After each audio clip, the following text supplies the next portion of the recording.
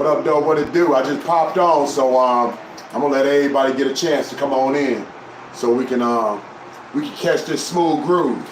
Real talk. What up, though? What it do? Nitty, baby, D City, baby, rock with me, kick it with me, fade with me. Come chill with your brother Frank Nitty. D City like, baby, you already know we get it. Straight gritty, no pity. Woody whoop whoop. Daddy long stroke. And you already know. Ain't had no water, man, for like, y'all know how important water. You know how important water is. Water and air, man. You need it, man, to live.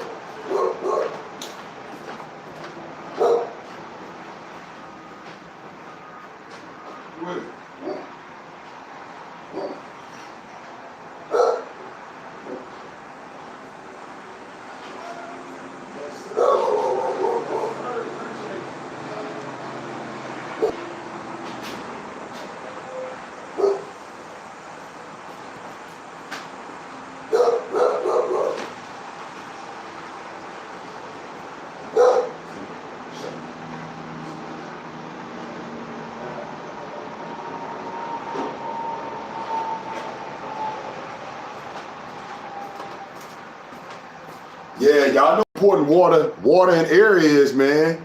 Can't live without it. Them the two things you gotta have. Real talk, though. What up, though? What it do, man? Nitty, baby, D City. I'm giving everybody a chance to get with it. You know what I'm saying? Coming with my own little smooth groove of just kicking it about what's finna pop off on Stars network come September, baby. So we might as well jump on it first because, or last, however, but we up in this bitch. That's real it. You know what I'm saying? Because y'all know Nitty right from SW, baby. And so I got my own shit to spit. Let's get it. Woody whoop whoop, daddy long stroke, you already know. Give me a moment, though. Give me a moment, y'all. Real talk, though. Real talk, though. Give me a moment, baby.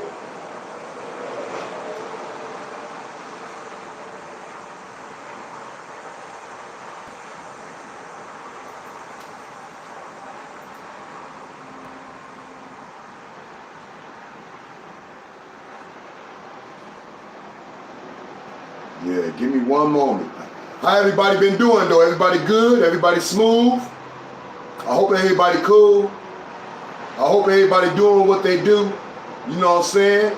And having a beautiful day in the best of way. You know what I'm saying? Definitely not being thirsty for a damn thing. Real talk, though. I hope everybody got their thirst quenched with some something of something wet. You know what I'm saying? However you get it, or however you like it. Real talk, though.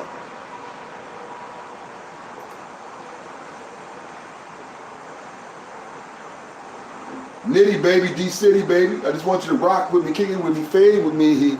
Damn fly, man. I told y'all, man, I hate flies, man. I can't stand no damn fly, man. Flies to me, man, worse than roaches, man. I can't stand no damn flies. I just can't, man. God damn, get the heck on, dog. Oop. Done seen everything about my shit that's wrong. What's up, what it do, man? Nitty, baby. D City, baby. Fucking with these damn flies. Y'all gonna have to hear me swat these boys. Real talk, though. Yeah, I'm swatting. Fuck that shit. Can't stand no flies, man.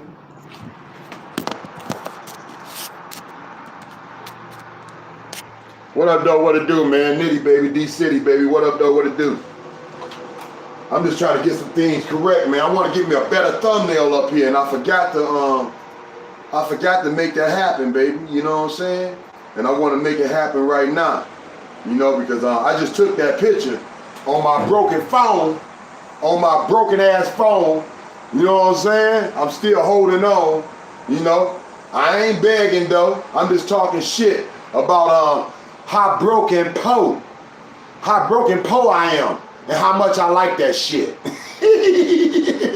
What up, though? What it do, man? Nitty, baby, D City, baby. Rock with me, kick it with me, fade with me. Come kick it with your brother Frank Nitty. D City, baby. What up, dog? What it do, man? Nitty, baby, D-City, baby, rock with me, kick it with me, fade with me. Come kick it with your brother, Frank Nitty. D-City, baby. Yeah, I'm gonna take that one, that'll work. Bang, same picture, just coming off the computer, so it look cleaner and it's better.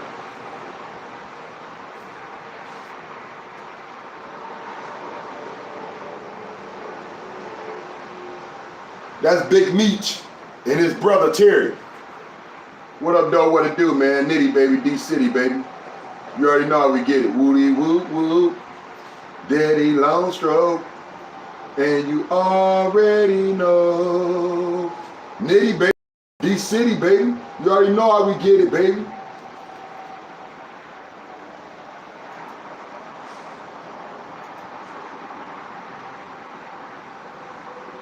Did they monetize it already? They limited me already, man. Come on, YouTube. You can come better than that, man. Real talk, though. I haven't even did nothing, yo. And you already limited my commercials, man. Come on, if that ain't a little, I need a little love. I'm just saying, man. Throw some love, throw some sugar on that it. You know what I'm saying? Throw some sugar on that it and make it sweeter, baby. You know what I'm saying? Like a bit. What up, dog? What it do? Nitty, baby, D-City, baby. Rock with me, kick it with me, fade with me. Come kick it with your brother, friend. D-City, baby.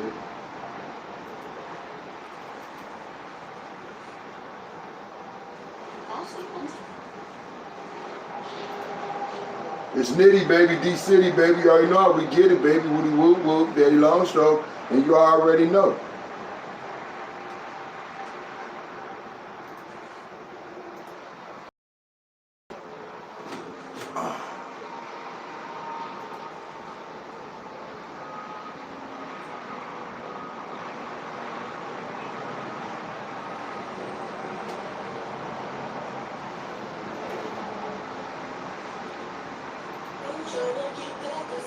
I'm trying to have enough friends and all. What he say? He say, I'm trying to keep that pussy wet. I'm trying to fuck her and her friends and all. What up, dog? What it do, man? Nitty, baby, D-City, baby. Come rock with me, kick it with me, fade with me. Run and all. Ready for girl and all. Play with boss.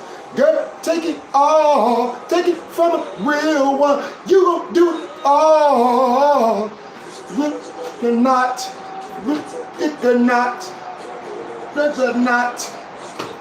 A not. Or not. Or not. What up, though? What up, though? What it do, baby? Is you really about this money or not? Is you really take dick or not? Can I really bring a friend or not? Or not, or not, or not. What up, though? You gon' run it, girl and all.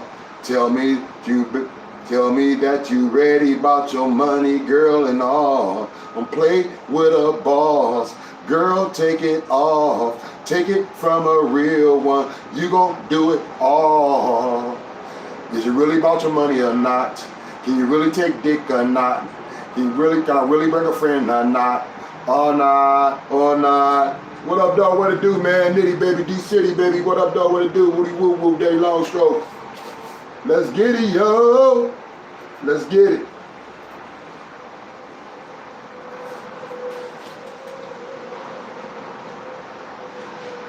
You gon' run it, girl and all. Tell me about you ready about your money, girl and all. Don't play with a boss, girl. Take it all. Take it from a real one. You gon' do it all.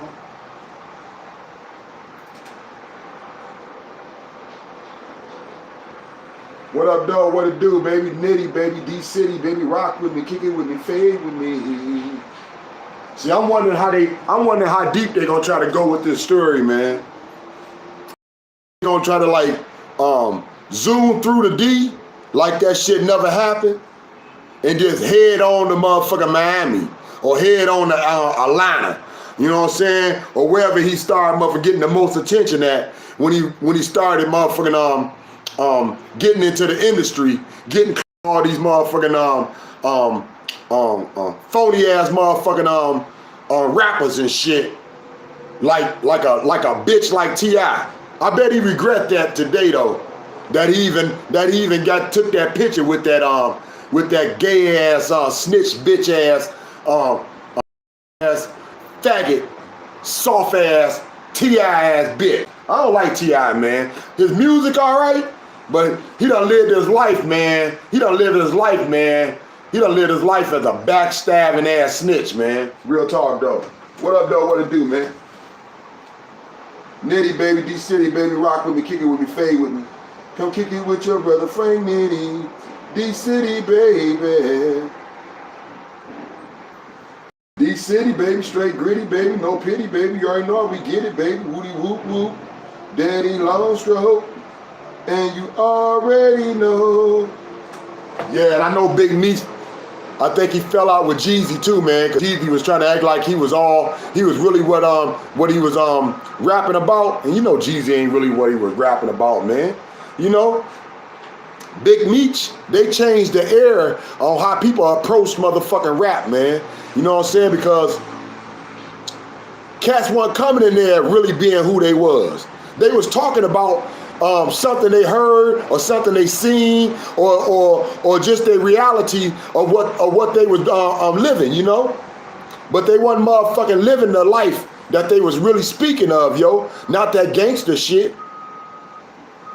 And that's the flip. That's the error. That's the motherfucking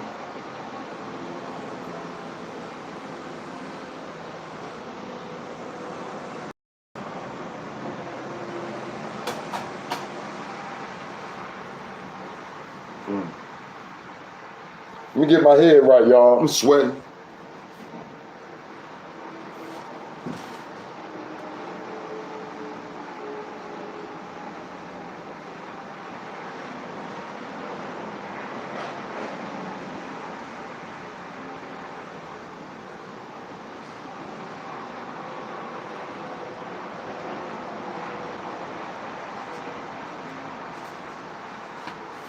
Nitty baby, D-City baby, I'm just going ahead and let it rock on his own. And then I'm gonna just step in when I can though. You know what I'm saying? Real talk, yo.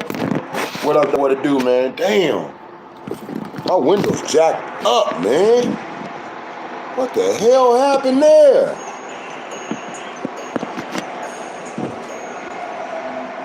My window's jacked up.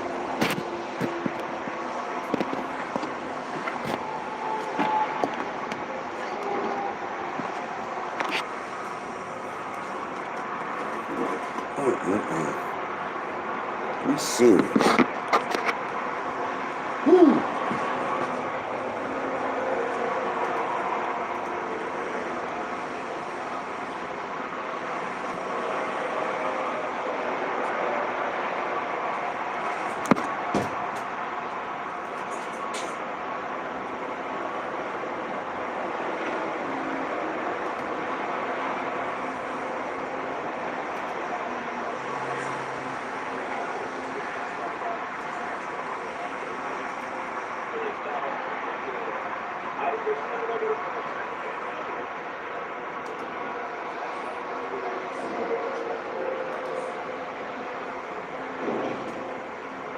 Man, these cats talk. This what be tripping me out, man. I might not got the best vacation or none of that, man. But I really lived that life though, dog. You know what I'm saying? These cats be speaking on shit they ain't even lived, man. You know what I'm saying? They just be speaking on shit, man. Like it's like it's basically motherfucking a documentary, man. When it was really motherfucking a lifestyle, dog. You know what I'm saying? It was a lifestyle, man.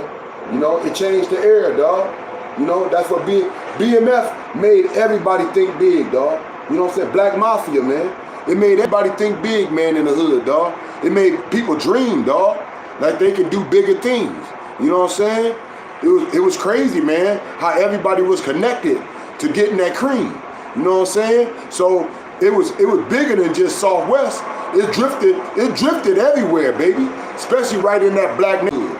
And anybody know about SW, know about the whole, know about motherfucking the areas between motherfucking Patricia and Outer Drive, you know motherfucking that's all black, man. That's all black, dog. And we all feed and fucks with each other. Even if we don't know each other like we think we do. We may feed through someone else that fucks with that same dude. You know what I'm saying? So, like I said, it was an era, man, where everybody was being fed. It wasn't just like BMF was just being fed. The whole motherfucker hood was being fed, man. You know, that era where you got the movies like Scarface and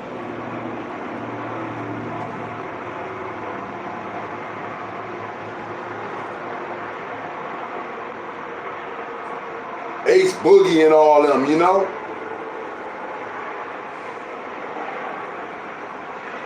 Let me see if I can get this together though, man. Because, like I told y'all, man, I just be trying to kick it, yo. I ain't no snitch or none of that shit. I just be trying to kick it, baby. Before a brother motherfucking, before it's all over in this bitch. So shout out all to all my players, man. Everybody know who they is. You know what I'm saying? Fucking P Block, baby. 500. You already know how we get it. You know what I'm saying? The Wood. What up, though? What it do, baby? Woody woo woo. Daddy Long Stroke. You already know how we get it. You know what I'm saying? And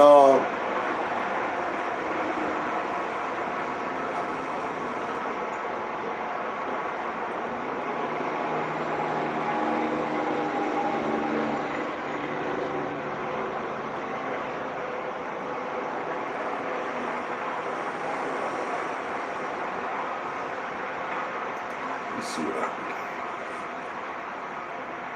can get. Here we go. This might be it right here, y'all.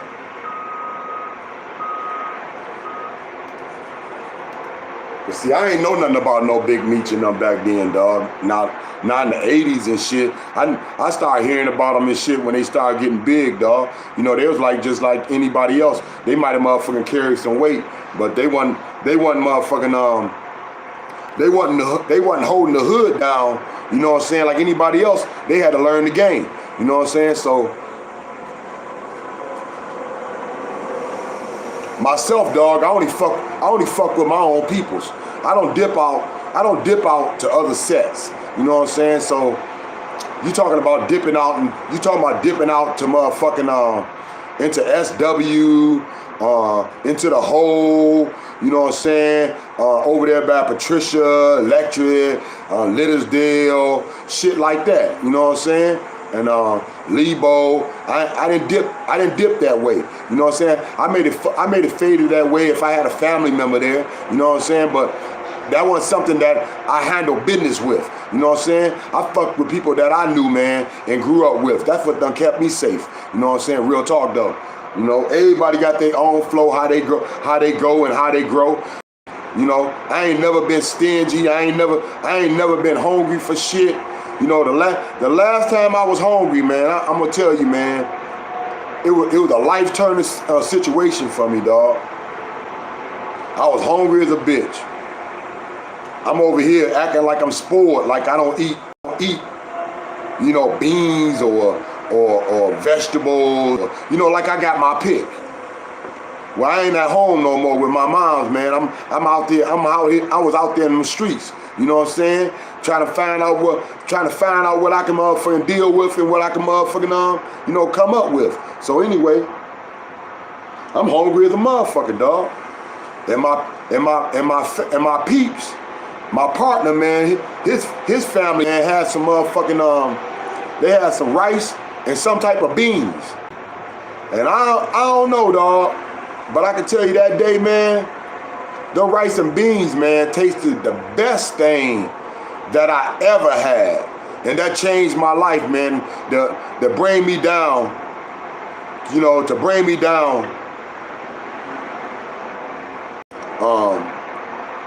and appreciate the things that, you know, that my mom, my dad has spoiled me with. But that brought me down, man, to some type of motherfucking even ground, man, to really see that how precious life was and just the gift of life, man, because them beans and rice was good as fuck that day. Real talk, though. What up, though? What it do, man? Nitty, baby, D-City. I just want y'all to rock with me, kick with me, fade with me. Like I said, I ain't no Big Meech and Terry like that, dog. You know what I'm saying? I know the hood, though, like the back of my hand, yo. But, motherfucker, I ain't no Big Meech and Terry like that. And,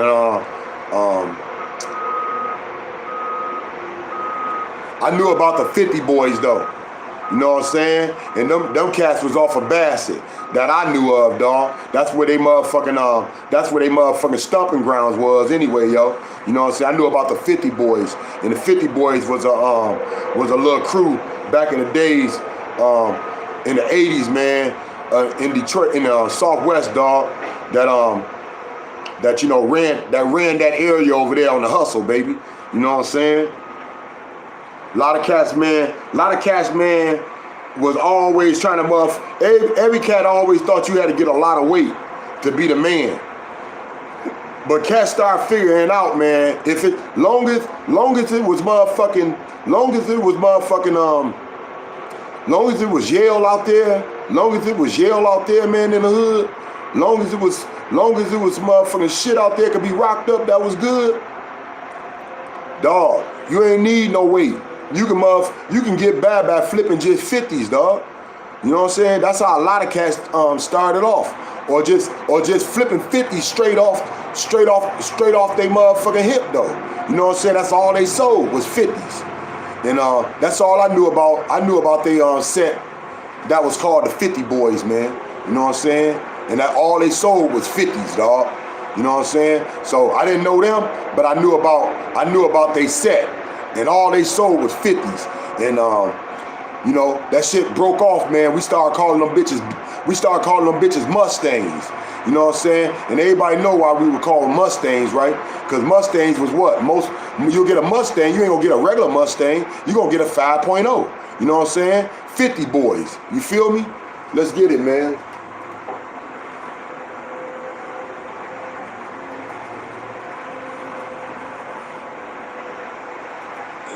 How would you say that ED actually impacted your life? Well, ED has a great influence on my life, you know, cause like I was already dressing like, but he showed me how to like dress more like, you know, like older, you know, we was getting the gators and lizards and all that, taking us to the concerts, taking us out to eat. Every Sunday we had like a structured family. Every Sunday we would go out and eat.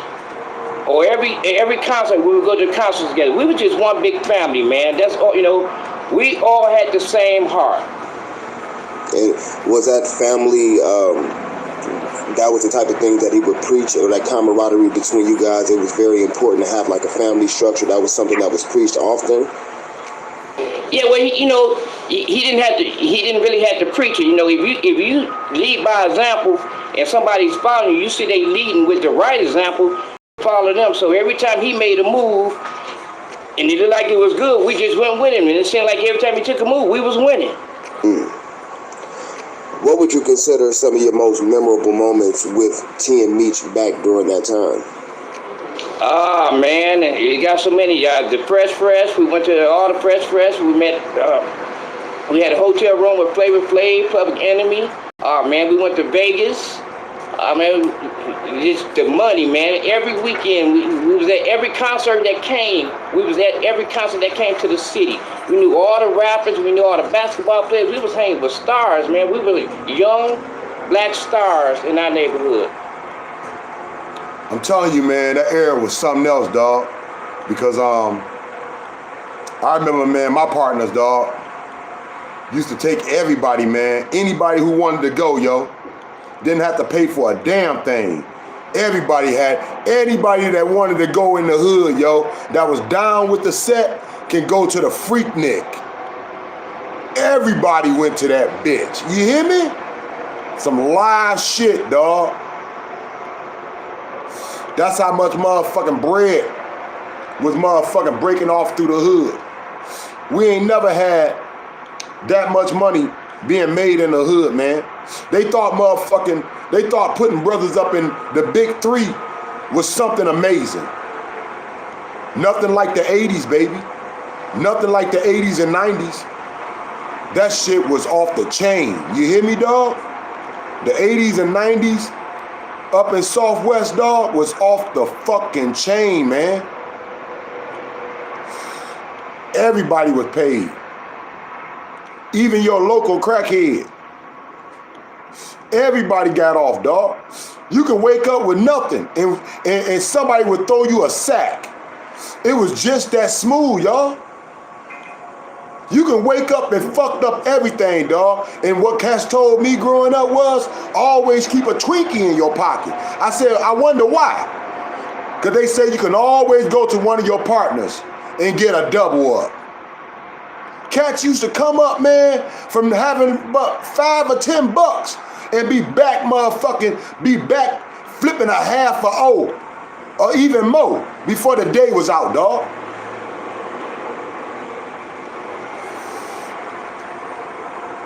That's the era, man. That's the BMF era. That was the mindset that was out there, man. We was feeding each other, baby.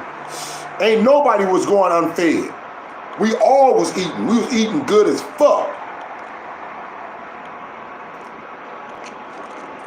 And a lot of times, individuals, and I like to always ask these questions for people that's watching, just in case of like they may be in the game, wanting to be in the game or even get out of the game. A lot of times individuals sometimes quote unquote glorify the street game. What were some of the bad experiences that you guys went through during that time? Man, we had a hit on us for 2 years. We had to literally, like, if you come out the house, you have to have a gun. If you go to the restaurant, you have to have a gun. Everywhere we went, if I went to the garbage can, I had to have a gun. I have been shot at. I have had somebody try to kill me. Demetrius and them have been shot 3 or 4 times. I mean, the game is good as long as the money coming, but don't nobody never see that devil side of this game. And that hit that you're talking about, like, how did that even come to that part to have a hit on y'all for 2 years? Man, this is a long story, but we were, let me get my words careful. It was 2 other street gangs out here. We from South Detroit. We came from one city and took over 3 cities, Southwest Detroit, Rouge, and Ecorse. Everybody wasn't happy about that. So, did you hear what he said? He said they was from one city, Southwest Detroit, and they said they took over 3 cities, Rouge and Ecorse.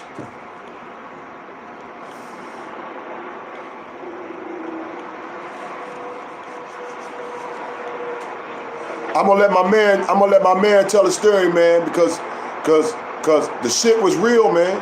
It was real, man. That's all I can tell you, dog. It was real. But everybody motherfucking gotta take their baby steps, man, and get where they got. So believe me, ain't nobody just took no motherfucking no jumbotron step and just stepped over everybody without motherfucking creeping their ass up. You know what I'm saying? Getting in the motherfucking ditches like everybody else, dog. You know what I'm saying? And working their way up to where they feel they are. Real talk, though. What up, though? What it do, man? Nitty, baby, D-City, baby. Rock with them, kicking with them, fade with me. Come kick it with your brother, Frank Nitty. D-City style, baby. You already know how we get it. Woody woo woo. Daddy long stroke. Hear my man out, dog. 50 boys, baby. That's all I know. That's all I knew. I ain't know Demetrius and Terry, man. You know what I'm saying? I heard about them, you know what I'm saying? But I'm out here doing my own thing. So I ain't know about them, dog. I'm up for worried about my own set. You feel me? But anyway, I knew about them 50 boys, baby, because the Mustangs was out there. Them 5.0s was keeping people fed. Real talk, though.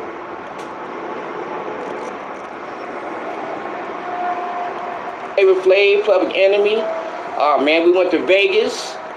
Man, just the money, man. Every weekend, we was at every concert that came. We was at every concert that came to the city. We knew all the rappers. We knew all the basketball players. We was hanging with stars, man. We were young black stars in our neighborhood. You gonna do it all. And a lot of times, individuals You know, and then, you know, and I like to always ask these questions for people that's watching, just in case of like they may be in the game, wanting to be in the game, or even get out of the game. You know, a lot of times individuals sometimes quote unquote glorify the street game. What were some of the bad experiences that you guys went through during that time? Man, we had a hit on us for 2 years. We had to literally, like, if you come out the house, you have to have a gun. If you go to the restaurant, you have to have a gun. Everywhere we went, if I went to the garbage can, I had to have a gun. I have been shot at. I have had somebody try to kill me. If people Demetrius and them have been shot 3 or 4 times. I mean, the game is good as long as the money coming, but don't nobody never see that devil side of this game.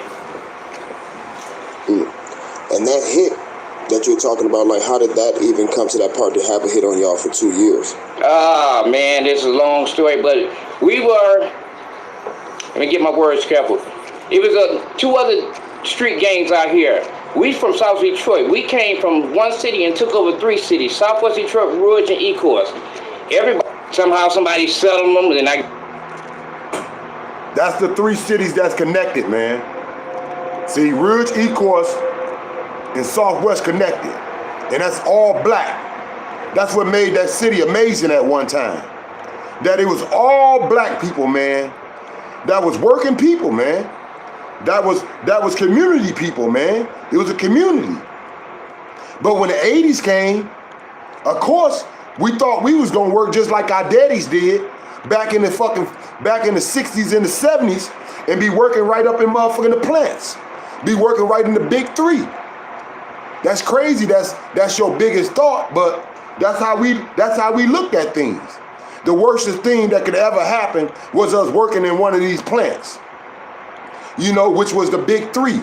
Which that's where our daddy or our uncle or one of our family members worked, and we thought that was everything. But we didn't have the same opportunities that they had. The game changed in the 80s, man. The Republicans came on set, and Reagan era ruled that bitch. Reagan era went on for 16 years. Ain't nobody getting it. That's when the motherfucking crack hit the set. That's when everybody blew the fuck up. Why is that? 16 years, dog. What was it? 80? What was it? 85 to what? 2000, yo? When was the drugs at its motherfucking most out of control? 84 to 2000, yo? Yeah, baby, yeah. Yeah, one time though, that area was beautiful, man. I hope one day can get back to that. But I don't think so right now, dog. Until Marathon do something about motherfucking the rest of the motherfucking areas that's being polluted, like the hole, and buy them out. They need to buy them out. That's where Big Meech and Terry from, dog. From the hole. They from that set though anyway, yo. Let's get it, baby. And one thing you didn't do, baby, was go back in the hole talking no shit. Your ass would damn sure be left there. Real talk though.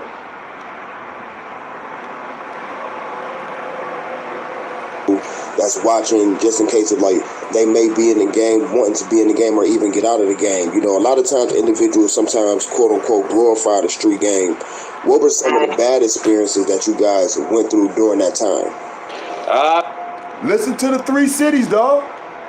Listen to the 3 cities. That's all you gotta listen to, dog. Real talk, dog. Let's get it. Man, we had a hit on us for 2 years. We had to literally like. When I growed up, dog. It was things that was told to you, man, that you didn't do. You didn't cross motherfucking Bassett, cause that was motherfucking Southwest, yo. You didn't do that shit by yourself. You didn't go across Visger, because that was E-course. And you didn't go across Visger by yourself. No matter if you have family members or not. People back then, even though we may have kins in different areas, we was all about our set, dog. We was all about we was all about the city that we rap.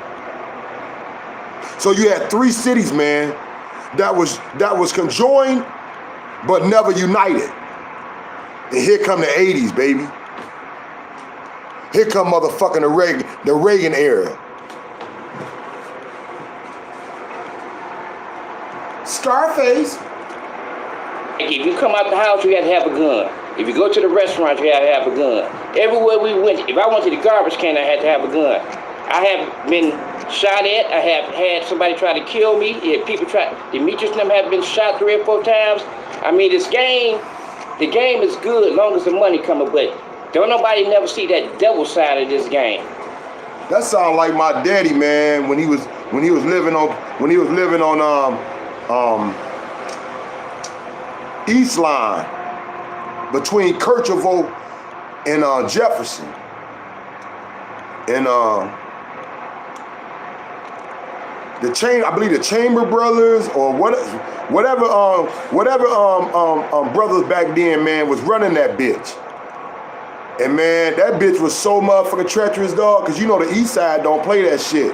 You can't just you just can't come over there and claim a damn thing. They motherfucker all about they set. They'll kill your ass and wouldn't give a damn a thing about your little cho, dog. But yeah, I remember my daddy used to have to come even take his garbage out. I remember he had to take his garbage out, man, with his gun.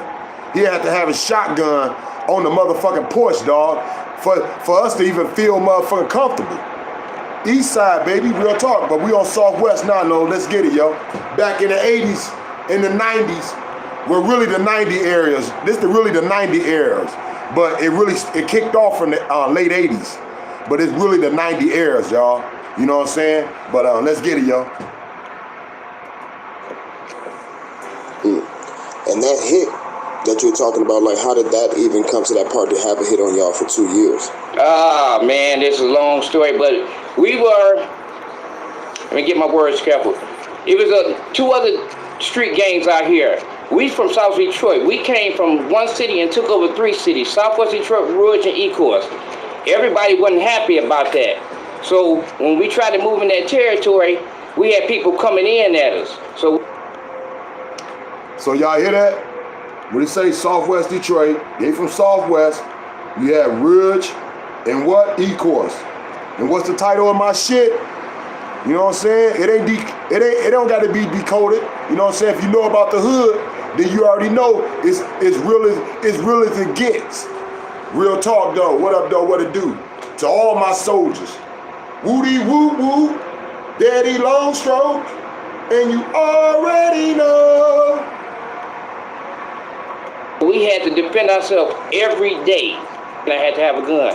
I have been shot at. I have had somebody try to kill me. Demetrius and them have been shot 3 or 4 times. I mean, the game is good as long as the money coming, but don't nobody never see that devil side of this game.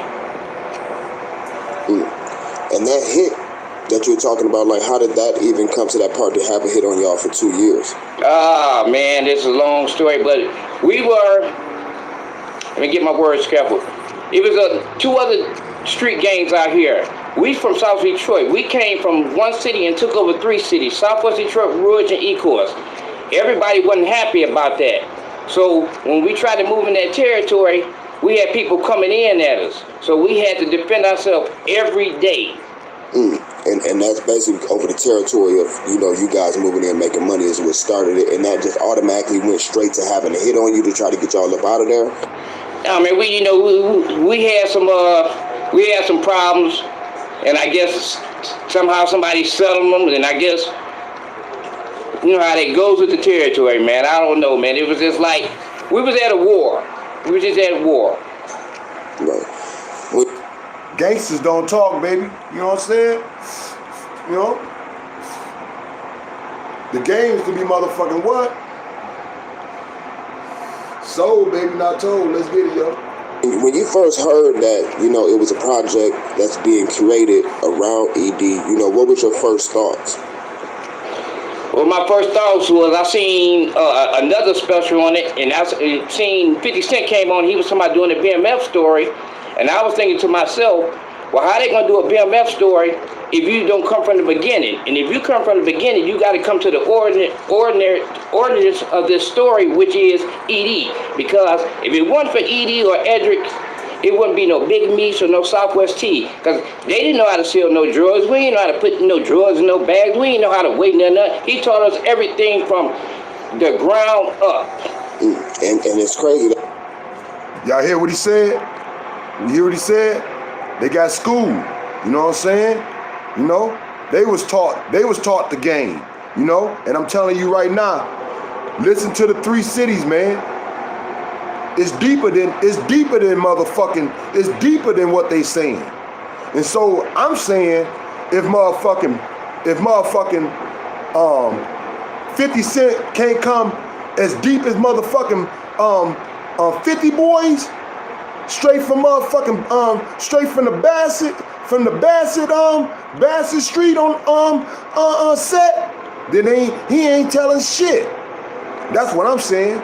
Then he ain't saying shit, and he don't know a damn thing about this. Let's run it back though. Let's get it, yo. Great influence on my life, cause like I was already dressing like cars in our neighborhood. And a lot of times, individuals, and I like to always ask these questions for people that's watching, just in case of they may be in the game, wanting to be in the game or even get out of the game. A lot of times individuals sometimes quote unquote glorify the street game. What were some of the experiences that you guys went through during that time? Man, we had a hit on us for 2 years. We had to literally, like, if you come out the house, you had to have a gun. If you go to the restaurant, you had to have a gun. Everywhere we went, if I went to the garbage can, I had to have a gun. I have been shot at. I have had somebody try to kill me. Demetrius and them have been shot 3 or 4 times. I mean, the game is good as long as the money coming, but don't nobody never see that devil side of this game. And that hit that you were talking about, how did that even come to that part to have a hit on y'all for 2 years? Man, this is a long story, but we were, let me get my words careful. It was 2 other street gangs out here. We from South Detroit. We came from 1 city and took over 3 cities, Southwest Detroit, Rouge, and Ecorse. Everybody wasn't happy about that. So when we tried to move in that territory, we had people coming in at us. So we had to defend ourselves every day. And that's basically over the territory of, you guys moving in making money is what started it. And that just automatically went straight to having a hit on you to try to get y'all up out of there. Game. What were some of the bad experiences that you guys went through during that time? Man, we had a hit on us for 2 years. We had to literally, like, if you come out the house, you had to have a gun. If you go to the restaurant, you had to have a gun. Everywhere we went, if I went to the garbage can, I had to have a gun. I have been shot at. I have had somebody try to kill me. Demetrius and them have been shot 3 or 4 times. I mean, the game is good as long as the money coming, but don't nobody never see that devil side of this game. And that hit that you were talking about, how did that even come to that part to have a hit on y'all for 2 years? Man, this is a long story, but we were, let me get my words careful. It was 2 other street gangs out here. We from South Detroit. We came from 1 city and took over 3 cities, Southwest Detroit, Rouge, and Ecorse. Everybody wasn't happy about that. So when we tried to move in that territory, we had people coming in at us. So we had to defend ourselves every day. And that's basically over the territory of, you guys moving in making money is what started it. And that just automatically went straight to having a hit on you to try to get y'all up out of there. I mean, we had some problems, and I guess somehow somebody settled them, and I guess, how that goes with the territory, man. I don't know, man. It was just like, we was at a war. We were just at war. Right. When you first heard that, it was a project that's being curated around ED, what was your first thoughts? Well, Well, my first thoughts was I seen another special on it, and I seen 50 Cent came on. He was talking about doing a BMF story, and I was thinking to myself, well, how they gonna do a BMF story if you don't come from the beginning? And if you come from the beginning, you got to come to the ordinance of this story, which is ED. Because if it wasn't for ED or Edric, it wouldn't be no Big Meats or no Southwest Tea. Because they didn't know how to sell no drugs. We didn't know how to put no drugs in no bags. We didn't know how to weigh nothing. He taught us everything from the ground up. And it's crazy that you say that, because that was a question I was going to ask you, about, 50 Cent doing this, what was your thoughts? So you pretty much answered that. Fuck 50 Cent. You say fuck him? No, I mean, yeah, if he ain't gonna tell the story right, yeah, fuck him. If he think he's gonna come to Atlanta and, try to build a story, if he do this story, he better come to the Hole. That's where he better come. He better come get permission from the Hole riders first, then do this movie.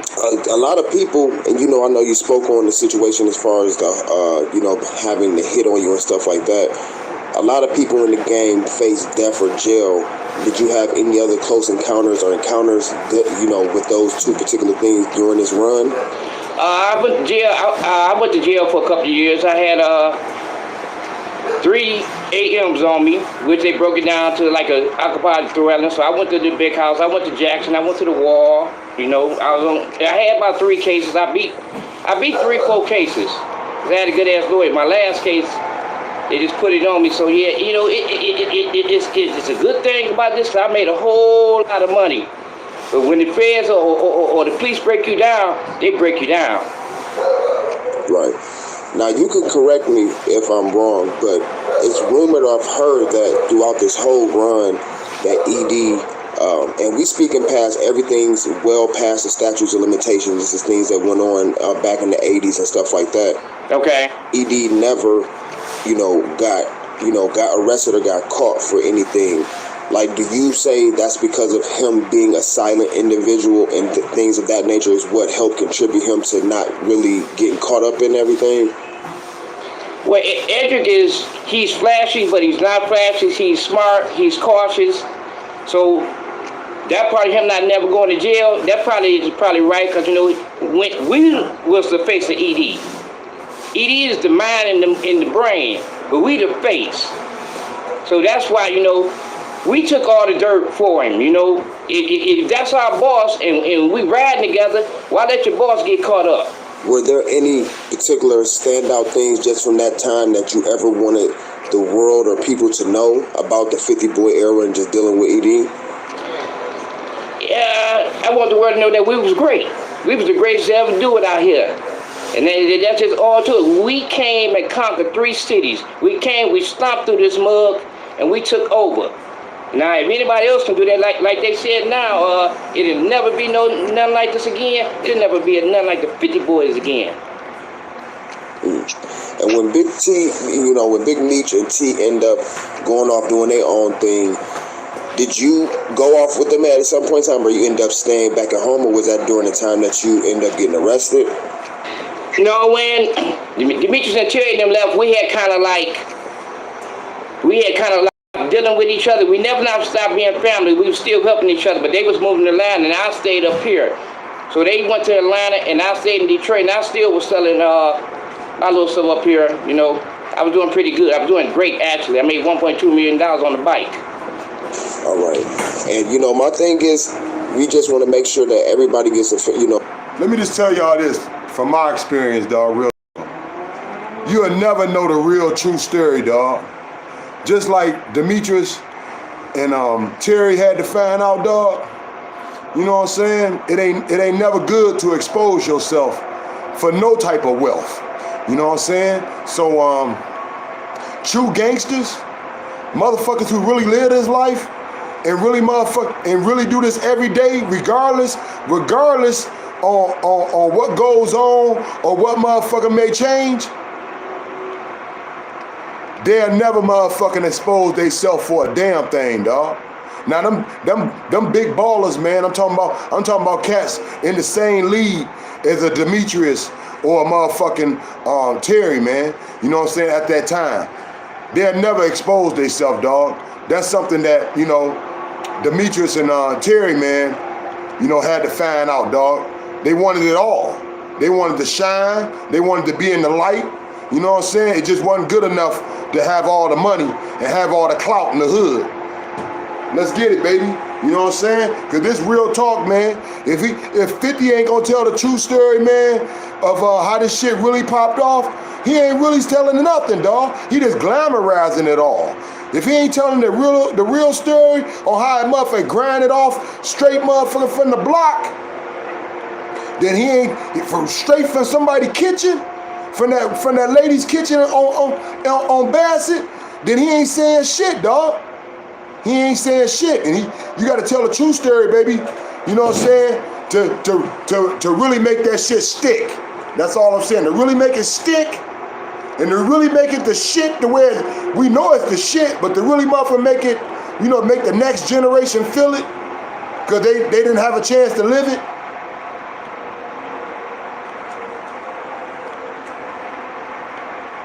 I'm telling you right now, man. You had so many dirty cops back then because it didn't even pay off, man, to try to be no motherfucking straight up cop. You know what I'm saying? Because Popo, you couldn't win.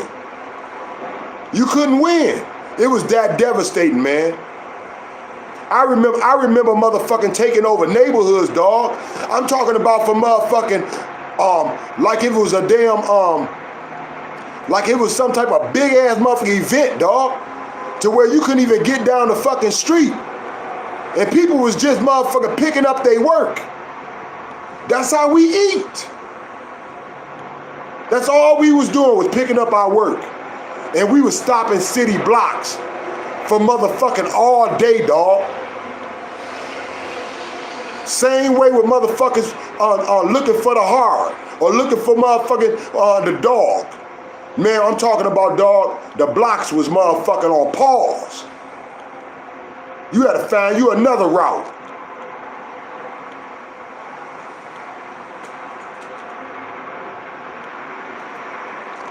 Hit that you're talking about, like, how did that even come to that part to have a hit on y'all for 2 years?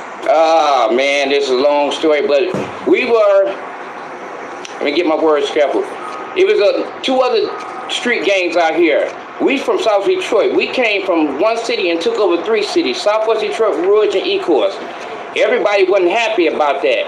So when we tried to move in that territory, we had people coming in at us. So we had to defend ourselves every day. And that's basically over the territory of, you guys moving in making money is what started it, and that just automatically went straight to having a hit on you to try to get y'all up out of there? I mean, we had some problems.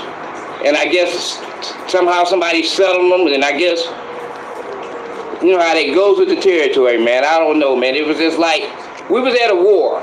We were just at war. Right. When you first heard that, it was a project that's being created around ED, what was your first thoughts? Well, my first thoughts was I seen another special on it, and I seen 50 Cent came on. He was talking about doing a BMF story. And I was thinking to myself, well, how they gonna do a BMF story if you don't come from the beginning? And if you come from the beginning, you got to come to the ordinance of this story, which is ED. Because if it wasn't for ED or Edric, it wouldn't be no Big Meats or no Southwest Tea. Because they didn't know how to sell no drugs. We didn't know how to put no drugs in no bags. We didn't know how to weigh nothing. He taught us everything from the ground up. And it's crazy that you say that, because that was a question I was going to ask you, about, 50 Cent doing this, what was your thoughts? So you pretty much answered that. Fuck 50 Cent. You say fuck him? No, I mean, yeah, if he ain't gonna tell this story right, yeah, fuck him. If he think he's gonna come to Atlanta and, try to build a story, if he do this story, he better come to the Hole. That's where he better come. He better come get permission from the Hole riders first, then do this movie. A lot of people, and I know you spoke on the situation as far as the, having the hit on you and stuff like that. A lot of people. The Hole, baby. Patricia, Lebo, motherfucking I don't know if they're considered motherfucking Annabelle Littersdale, you know what I'm saying? Shit like that, the Whole. But I'm telling you right now, though, When he said that shit, yo, listen to it, baby. You know what I'm saying? Look at the title. You know what I'm saying? I ain't even motherfucking looked at this video yet. I just threw down my own motherfucking words in my own set. What up, though? What it do, man? Nitty, baby. D-City, baby. Rock with me, kick it with me, fade with me, man. I already told you, I'm a real one from the D, baby. I don't got to tell you nobody's story. I just tell you what I seen and how I lived that shit. Real talk, baby.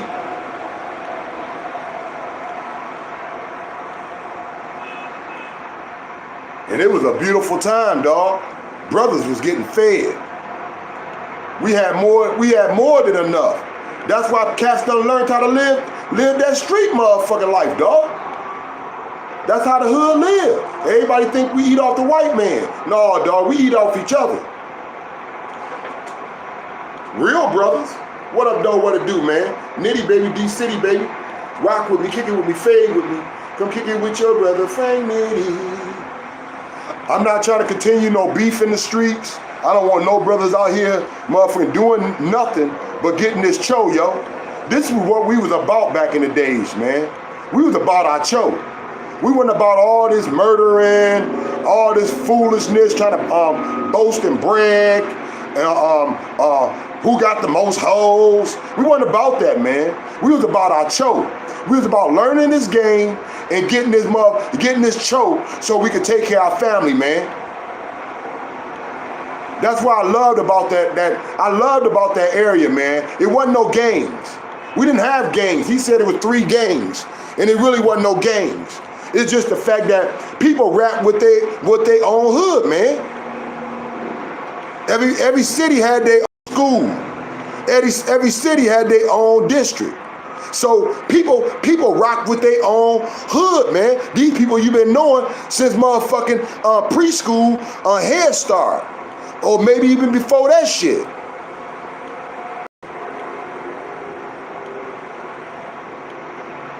That I loved about that area, though, man. It wasn't about no gangs. Like he said, it was a gang. It really wasn't about no gangs. You could put a name on it. You could put a name on a motherfucking twist, but it was really just cats rocking with each other, because that's what this is all we knew, and this is how we ran, man. This is how we live for real. It wasn't no gangs like he really is saying. Like I said, it was just people from their hood, man. They stuck together, man. And of course, if you doing the same thing, you already know you down for each other, dog.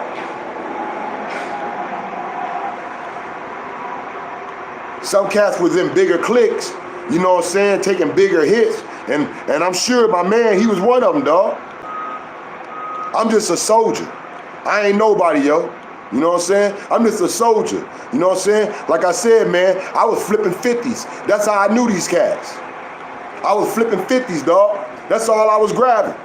I might grab motherfucking 4 to 5 50s a day, dog. You know what I'm saying? The Mustangs, dog, guaranteeing you a double up. Guaranteeing you motherfucking 110 to 110 and above for the 50, dog. The Mustangs, real talk though. That's how I knew of them cats. Other than that, I ain't know them. But I didn't even know they looked at the game the way they looked at it, as far as Demetrius and Terry running the whole show. You know what I'm saying? Because the way I looked at it, I thought each area ran their own set, yo. That's how I looked at it anyway. But, you know, let everybody tell their story though.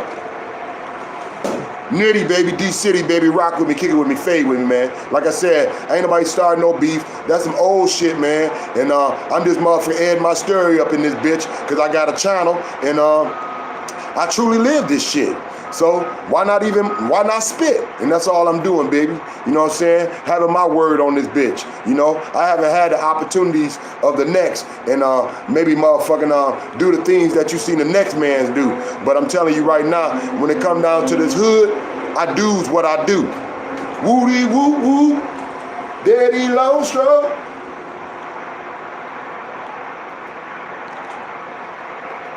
And I was thinking to myself, well, how they gonna do a BMF story if you don't come from the beginning? And if you Like I said, everybody was about that show. That's what I loved about the 3 areas, man. It wasn't about no motherfucking games. It was about balling, baby. Everybody was just getting that bread. As I call it, that show.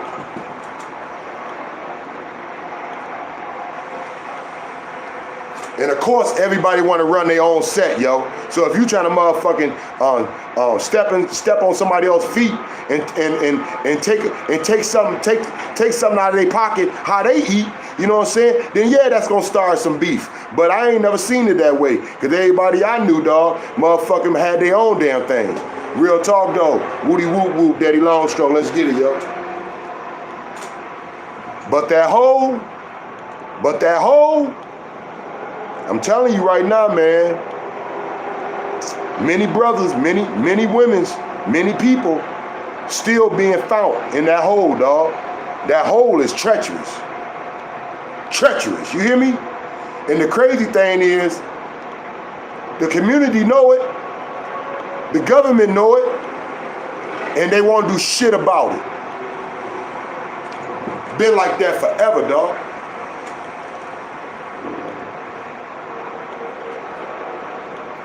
You come from the beginning, you got to come to the ordinance of this story, which is ED. Because if it wasn't for ED or Edric, it wouldn't be no Big Meats or no Southwest Tea. Because they didn't know how to sell no drugs. We didn't know how to put no drugs in no bags. We didn't know how to weigh nothing. He taught us everything from the ground up.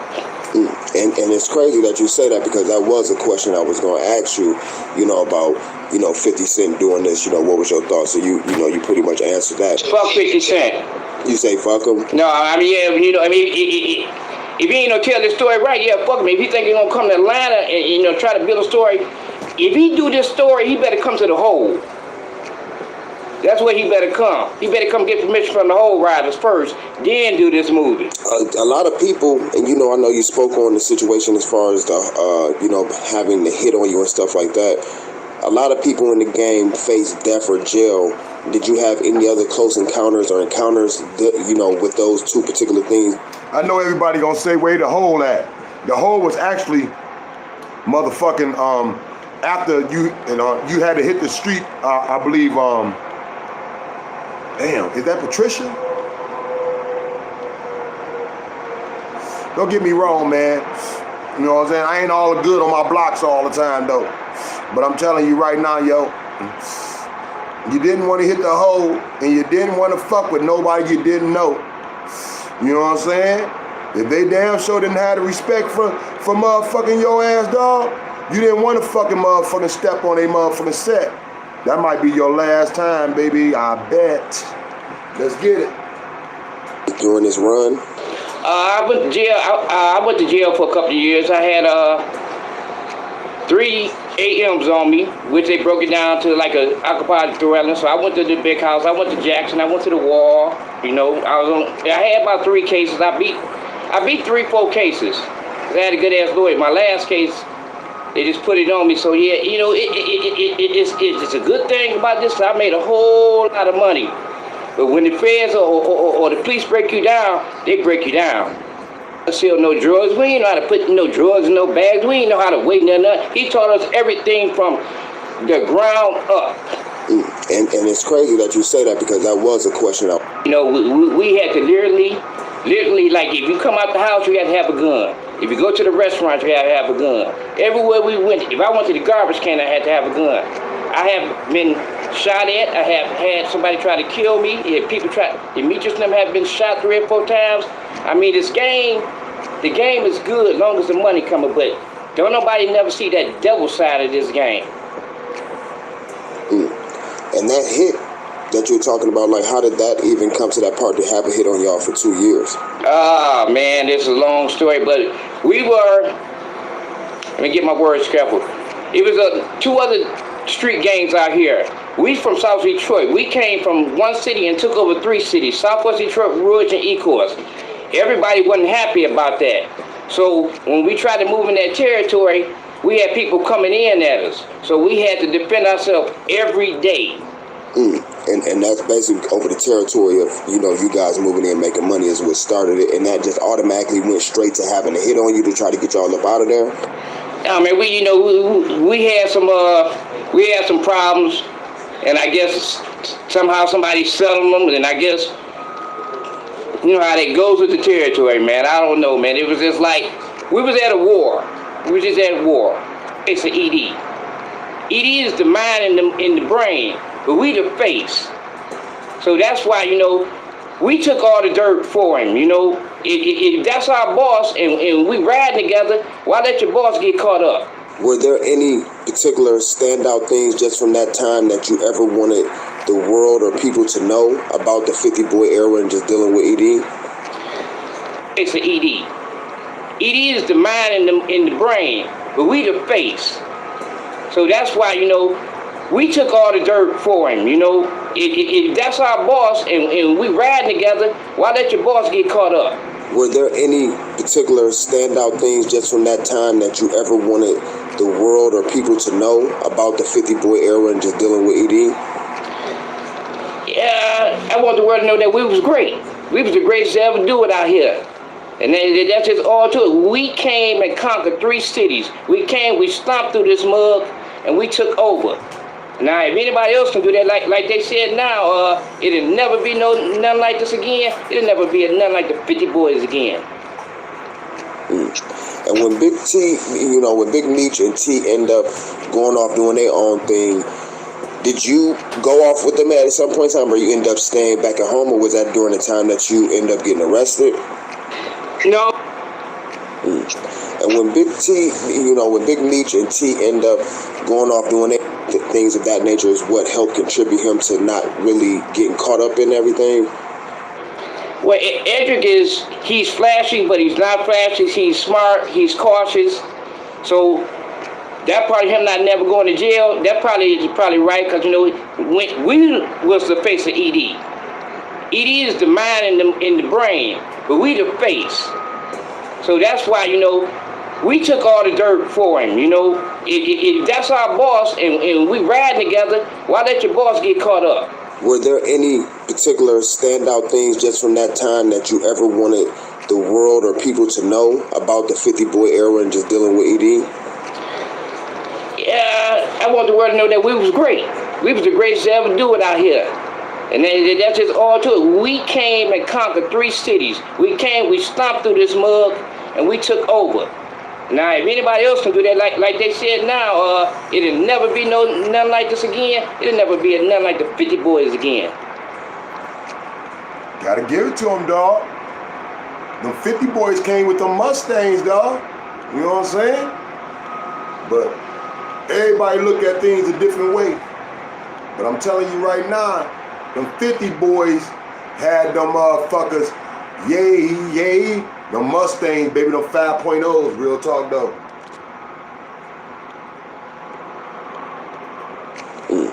And when Big T, when Big Meech and T end up going off doing their own thing, did you go off with them at some point in time, or you end up staying back at home, or was that during the time that you end up getting arrested? When Demetrius and Terry and them left, we had kind of like stopped dealing with each other. We never not stopped being family. We were still helping each other, but they was moving to Atlanta, and I stayed up here. So they went to Atlanta, and I stayed in Detroit, and I still was selling my little stuff up here. I was doing pretty good. I was doing great, actually. I made $1.2 million on the bike. All right. And, my thing is, we just want to make sure that everybody gets an opportunity to see both sides of ED, as just a man. Did he say I made 1.2 million paddling a fucking bike? Not just in the game, but just as a man and a human being. How would you say, just outside of the street element of it, dealing with him on a one-on-one basis, do you guys still have a relationship with each other, or how would you say he is, if you do know how he is with his family and kids and nephews and other people in the community? Well, I haven't talked to Edric in a while, but I heard his wife had passed. Rest in peace to her. But I haven't talked to him in a while. But like I said, when we like some people fall apart, or when they don't be together, they be fell out. We all still friends. We all family. Out of sight, out of mind. That ain't with us. We always gonna have each other back. We gonna be family till we die. Yeah. And if there is one last thing that you wanted to say to put out here to the people about ED and yourself, what would that be? I like to say ED, he's the greatest. He's the greatest to ever do it out here, and I'm probably the second best. Big up to Big Meech and Southwest Teacher. I love y'all. When they first got in the game, man, they started off with my uncle, man. My uncle like a father figure to them guys. Like, you know, Southwest T got in contact with him, you know what I'm saying? And that's the same thing he said, you know, like ED is like a father figure to them guys, you know what I'm saying? He taught them guys a lot. He showed them guys a lot, you know what I'm saying? He used to take them guys out to eat every Sunday, you know what I'm saying? He taught them the structure of running something that's organized. You know what I'm saying? It ain't just gotta be drugs, man. It's the mental too. You know what I'm saying? I'm surprised that Doc Hicks was even able to get my uncle to even do this shit. What up, though? This your boy DOC, and I have a very special guest on the line. If you would like to go ahead and introduce yourself. My name is Chauncey, known from that part as T-Bear. Well, I greatly appreciate, the interview and, touch on a few different things. One of the very first questions I wanted to ask you, since this whole project that we're putting together right now is based around ED, I wanted to ask you, when was some of your first experiences or meeting ED? I met ED back in the mid-'80s. He was dating this lady named Deborah, who I knew from as a family friend. And I believe they was living down in Research Park in I don't know what hospital that is down there, somewhere in that area, not far from downtown.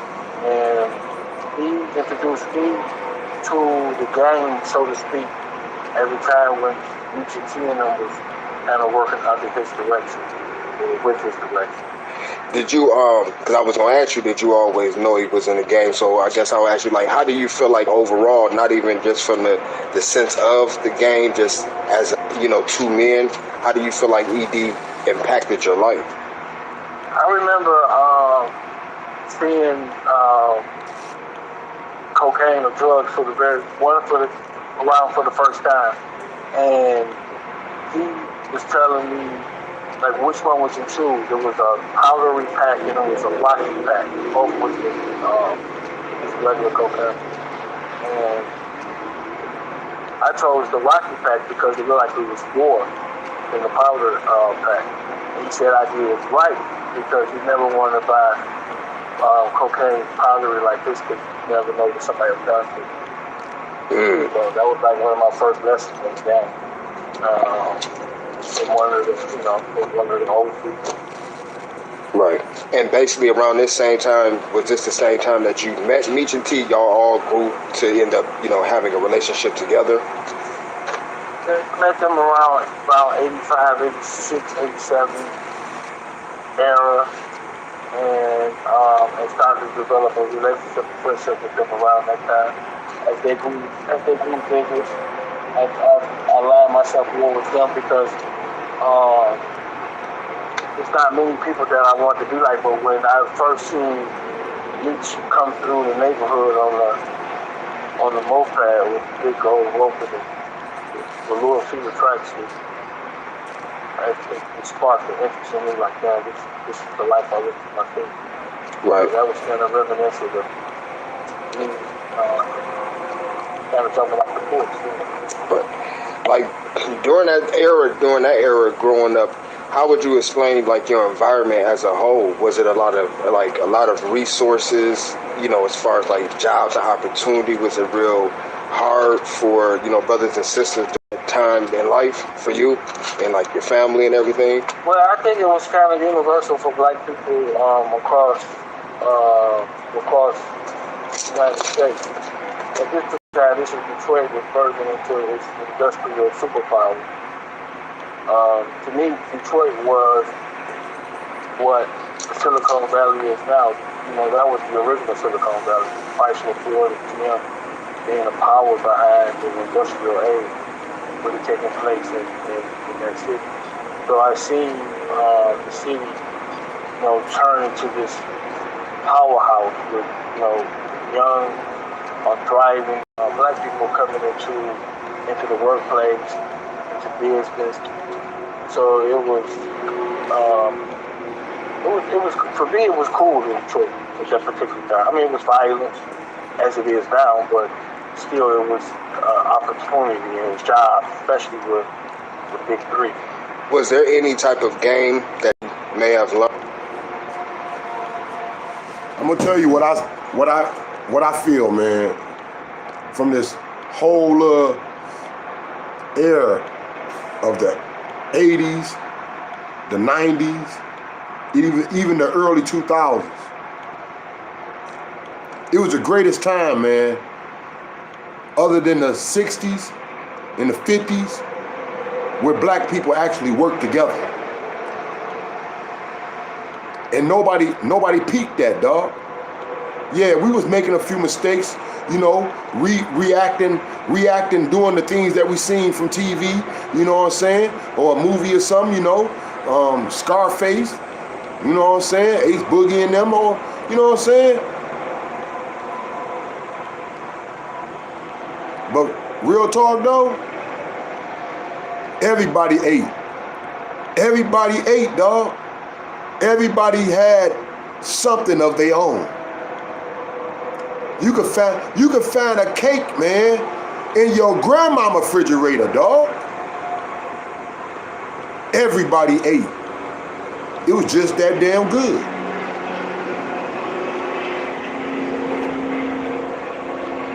Learn from Edie that you still apply to your life to this day? Just, in general? Like I originally told you with the whole, even though I don't have nothing to do with that particular game anymore, but the skills that I learned from that to apply in business, he was very influential in his teaching and my learning. Yeah. Over the years, Meech and T, and a lot of other individuals as well, and yourself end up being locked up in that particular indictment. I'm not saying it's the same indictment or anything in detail, but I wanted to ask, for a viewer that was listening, was there ever a particular time in your mind in life where it was a certain situation that got you to the point where you wanted to make that transition? Was it a particular situation that happened, or it just had to happen over time? What do you mean, transition to? Leave the game or from the game? From the game, leaving the game. Oh, that happened when the indictment came.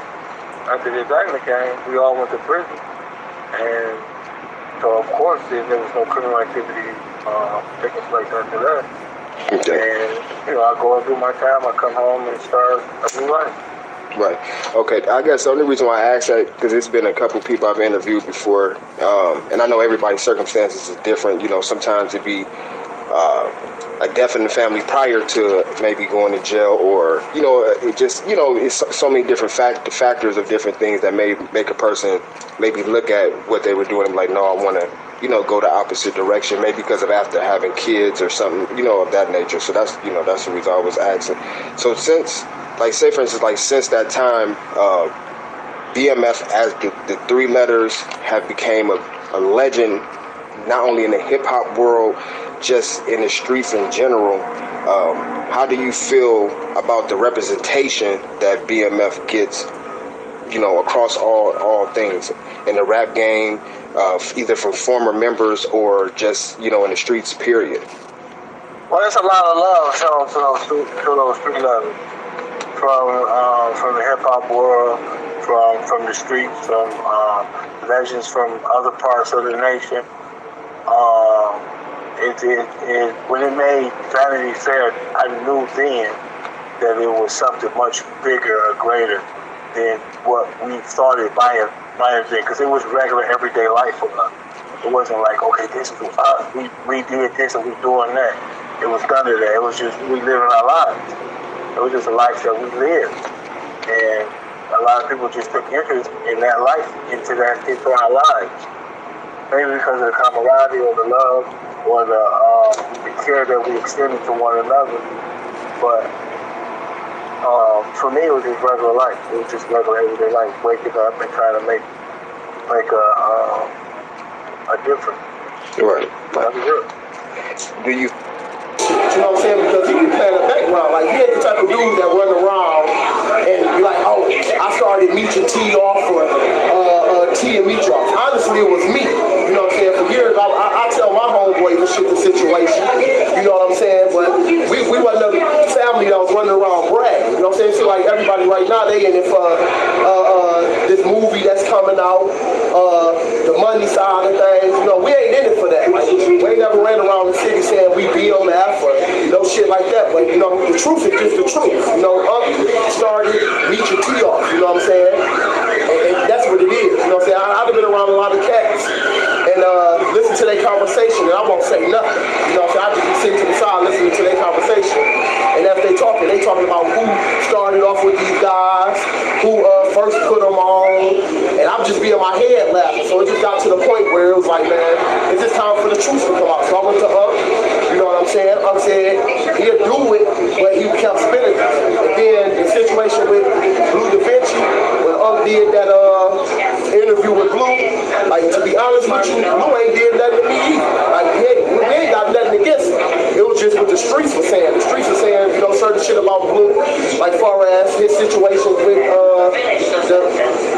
with him, I guess, telling, quote unquote, I ain't seen no paperwork on it. But at the end of the day, whatever me say, you know what I'm saying, niggas gotta move on that because that's the boss. You know what I'm saying? That's the nigga. BMF is his shit. And by me having the respect for my uncle, I gotta have the same respect for his man. So that's why they took that interview down with Blue Da Vinci and my uncle. But, you know, as far as everything else, man, we ain't in it for that. All we in it for is the truth. We ain't in it to be a part of no movie. We ain't in it to get no money out of nobody. We ain't running no scams because everything that we telling over here is just the truth. You know what I'm saying? We just keeping it 1,000. You know what I'm saying? So that's what it is. But when J-Bo came down here, it was much love to him. You know what I'm saying? That's Meech man. You know what I'm saying? Anybody that's affiliated with Big Meech or Southwest T, I'ma fuck with them because I'm not in the middle of the 263 BMF quote unquote wars. You know what I'm saying? I'm from ED area. You know what I'm saying? That's who I represent. And then on top of that, you know, by T and Meech being his mans, of course I'ma fuck with both of them. You know what I'm saying? So even Tony, you know what I'm saying? You know, I'm here. I've been hearing stuff about her. I don't know if it's true or not. You know what I'm saying? She's a sweetheart to me. You know what I'm saying? She cool as hell. She real as hell. That situation when people see me with 50 Cent, like West T, dog. And we established 2 nights ago. Y'all have been enjoying ourselves. Real shit. You know what I'm saying? She the one that got me next to 50 Cent. You know what I'm saying? So salute to Tony too. Southwest T. You know what I'm saying? He pop at me every now and again. He told me, you know, when his girl comes to the city to look out for it. That's what I'm gonna do. You know what I'm saying? I'm not involved, or neither is 100 fam or my uncle. We not involved in the 263 BMF thing. I call our situation the real original side of things when the place was beautiful. You know what I'm saying? The beginning is always beautiful. You can't have no ending without a beginning. And it just so happens that the beginning is my own. You know what I'm saying? But we not speaking. That's what he gonna speak on. You know what I represent.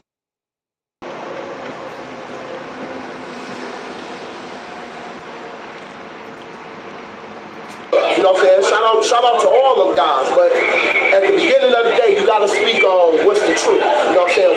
Without the truth, then it's gonna be fake. Then they come out here fake stories. The world won't know the truth. You know, when they first got in the game, man, they started off with my uncle, man. My uncle like a father figure to them guys. Like, you know, Southwest T. Got in contact with me, you know what I'm saying? And that's the same thing. You know, like ED is like a father figure to them guys. You know what I'm saying? We taught them guys a lot. He showed them guys a lot. You know what I'm saying? He used to take them guys out to eat every Sunday. You know what I'm saying? He taught them the structure of running something that's organized. You know what I'm saying? It ain't just gotta be drugs, man. It's the mental too. You know what I'm saying? But of course, yeah, back in them times, man, them boys was getting with it. You know what I'm saying? So shout out to all them guys, you know. But as far as anything else, man, that's all that we trying to represent. We not able to dislike or even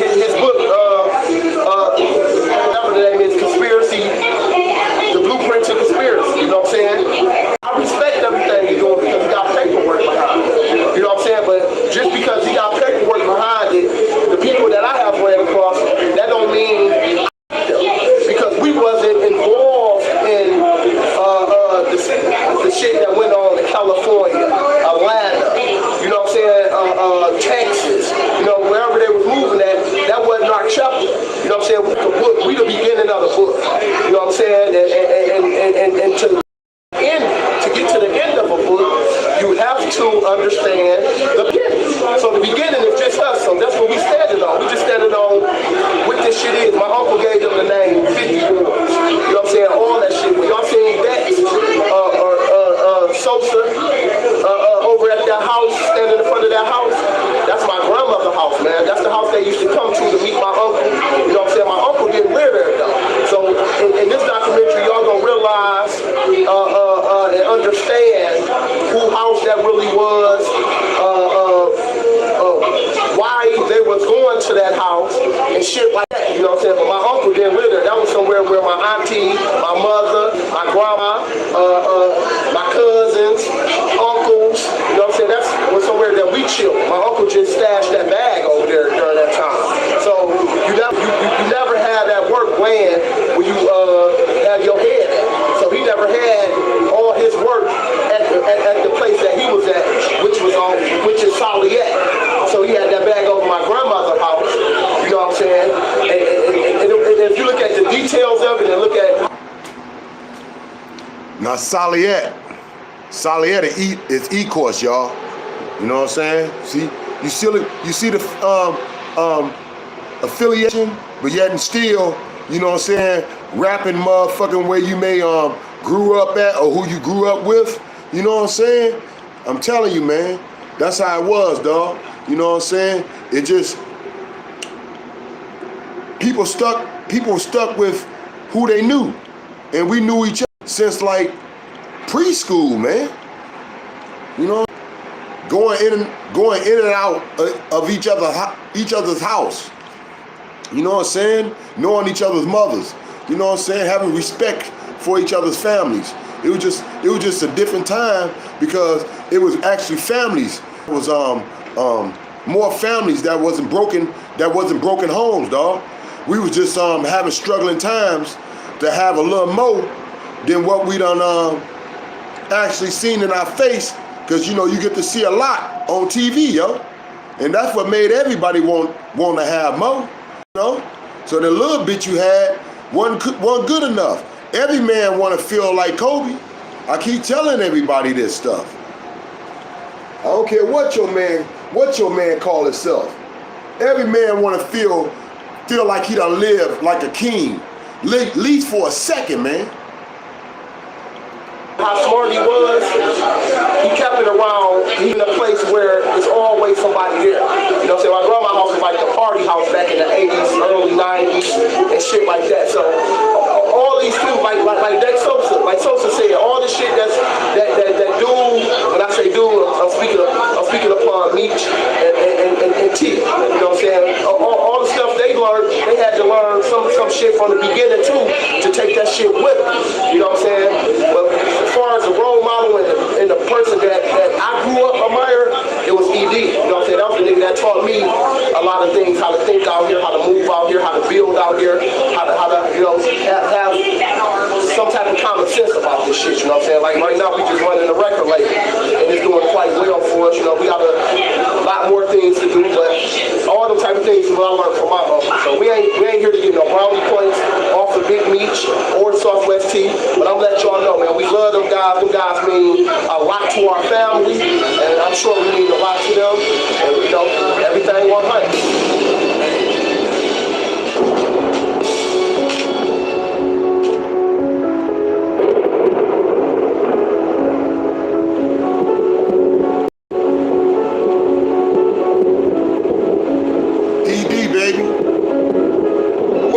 It's your boy DOC, and I got a very, very special guest on the platform today.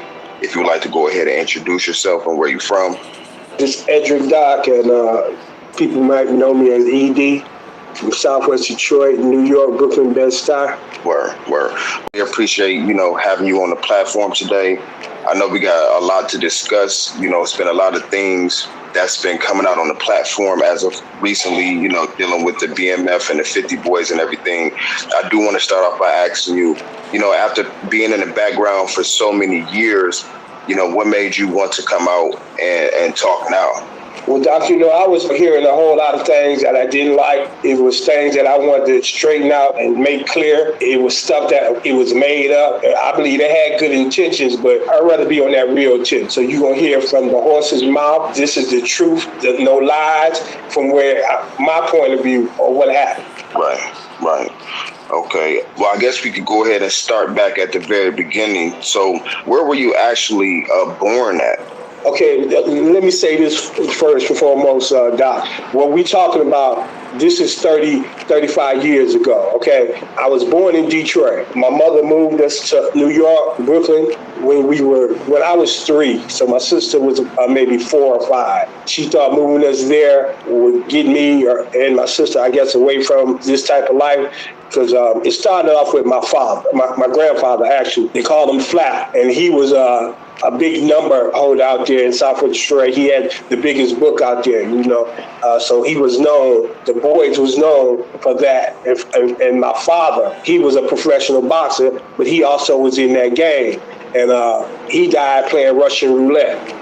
Yeah, that's crazy. He died playing Russian roulette. He was a fierce dude, man. I mean, nobody fucked with him up, when it came to ED, because that's where originally ED came from. His name was Edgar Dallas. Then, the name that passed on to me. I also had an uncle, which was my father's brother, Eric. He was also in their life as well. He got killed as well in the game over there on Dexter and Claremont, found in an apartment building.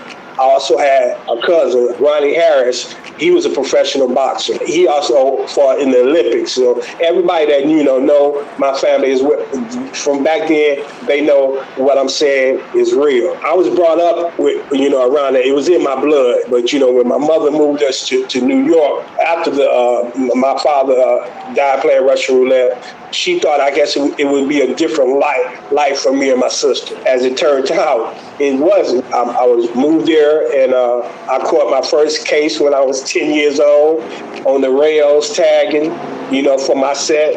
I grew up and was raised in the game from the New York point of view, from this dude named Caesar. He was a Puerto Rican dude, where I lived at, it was Puerto Ricans, blacks and Jamaicans. And Caesar, he was big time back then, and I grew up watching him and all that, and he put me down as I was on the roofs watching. We had pigeon coops up there. I took care of those for him and being a watch out as far as on the corner, riding my bike up and down the street. New York, every block was your playground, you know what I'm saying? We played stick ball in the middle of the street, and then sewer plate was our home plate. We also played a game called Tops, where you fill bottle tops with asphalt, and you shooting them from box to box. It was a life that I grew up with doing out there, and to the point Cecil took a liking to me because he seen that I was hungry, and he trusted me.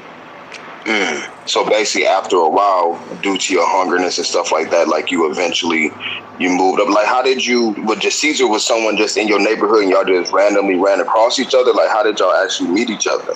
Oh yeah, I mean, he set his shop up on my block. It was like a 3-4 block radius, and he was the man there. Anybody that was doing something, that was Caesar shit. And like I said, I was in his face every day. Sometimes skipping school to be in his face. So that's how that turned out. And he took me under his wing. I went, like I said, being rooftop corner watches, a bag man, a higher degree in his organization. Right. And this was basically still like in your early teenage years. So when? Yes.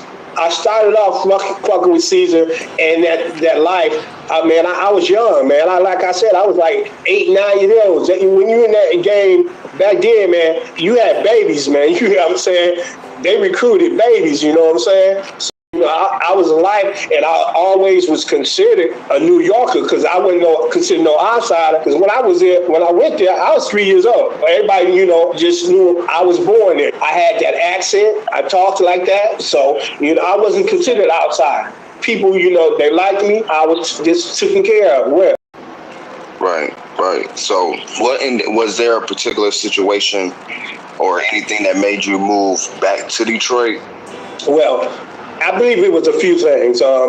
my mother saw what moving there, that really, it didn't help the situation none. So I figured, I think she figured, she might as well just go back home where the majority of our family was. We had family in New York, but they was basically on Long Island, her father, and they was basically on Long Island.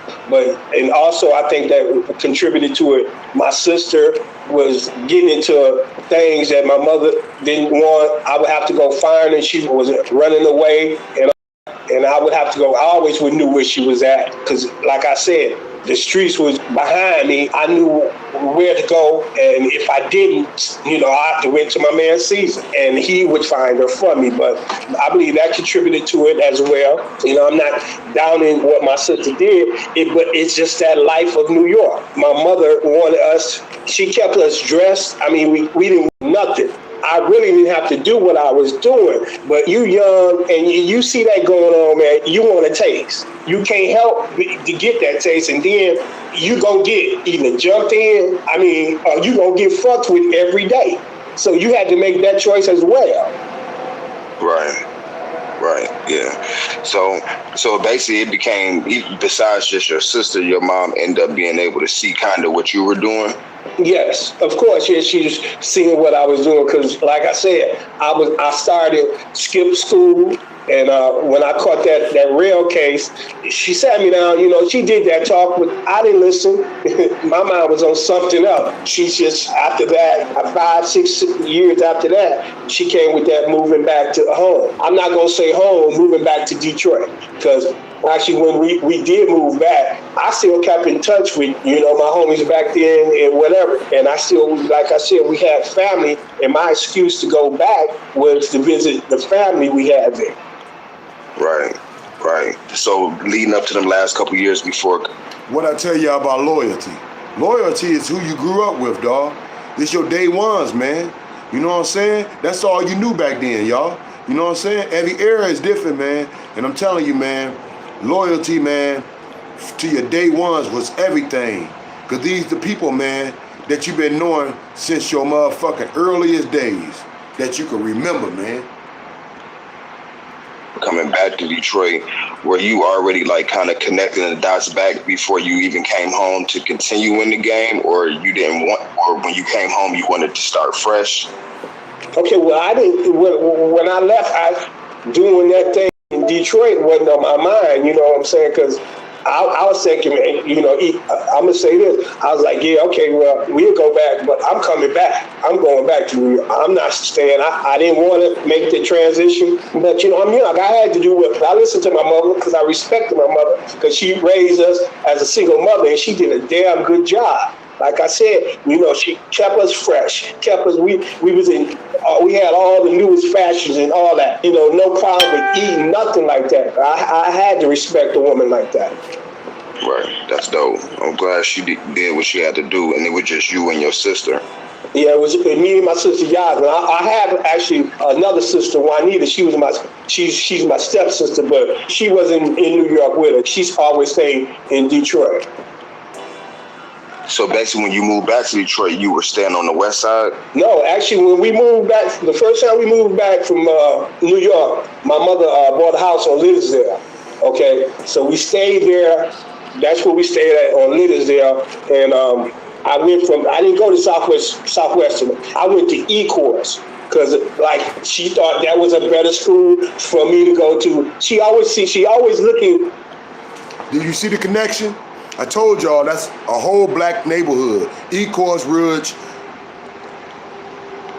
Southwest. It's all connected, man.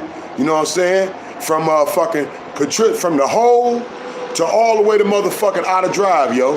You know what I'm saying? So it's all motherfucking black. You know what I'm saying? So even if you didn't motherfucking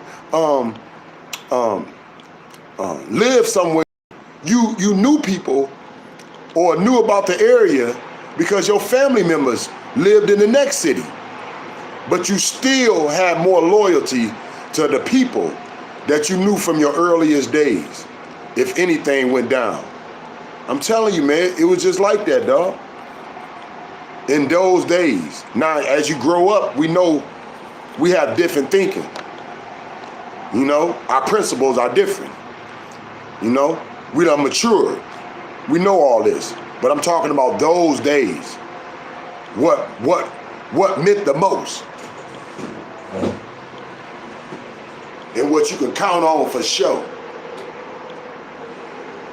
Out for me as far as that education side and wanted the best for me. So she thought E-Course was a better school than Southwest Detroit, that I could, you know, it was not more, I don't know, she thought it was a better school for me to go to. So I lived on Lisdale, but I went to E-Course High. My grandparents still stayed on Bassett and Salliette. So I would walk down Salliette every day going to school, you know, stopping by there, whatever. But yeah, I stayed on Lisdale. And after that, a couple of years, my mother, she got a real nice job. And she bought a house on Oakman and Timing, you know, those big houses over there by Dearborn. And yeah, but right across from, you know, like where all the Arabs and shit stay at. Okay, we had a nice house over there. So, and I was still going to E-Course, of course, you know, because I was driving. You know, she had a car. As soon as I turned 16, whatever, and I was able to get a permit, I'm driving. So I was driving at 14, 15, 16. I was driving. We stayed over there, and I still went to E-Course. So from that transition of going to E-Course, did you get back connected to the game, or was it like a certain situation that made you get back into it?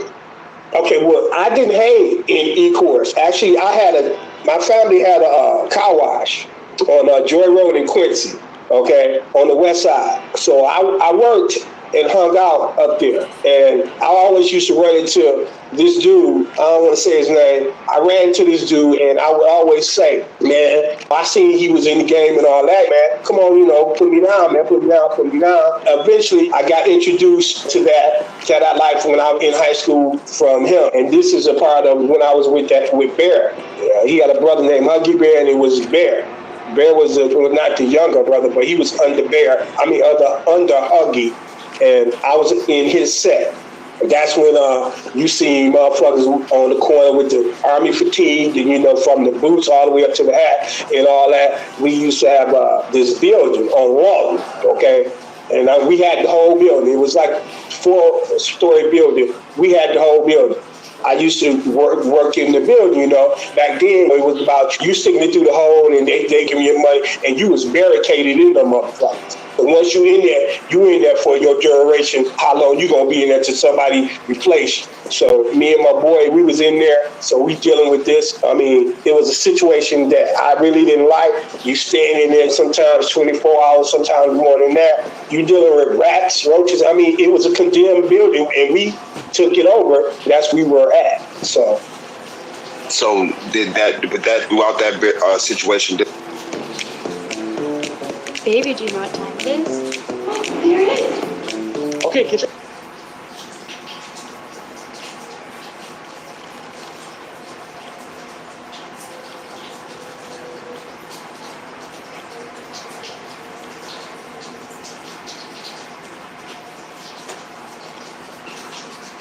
get into that like this.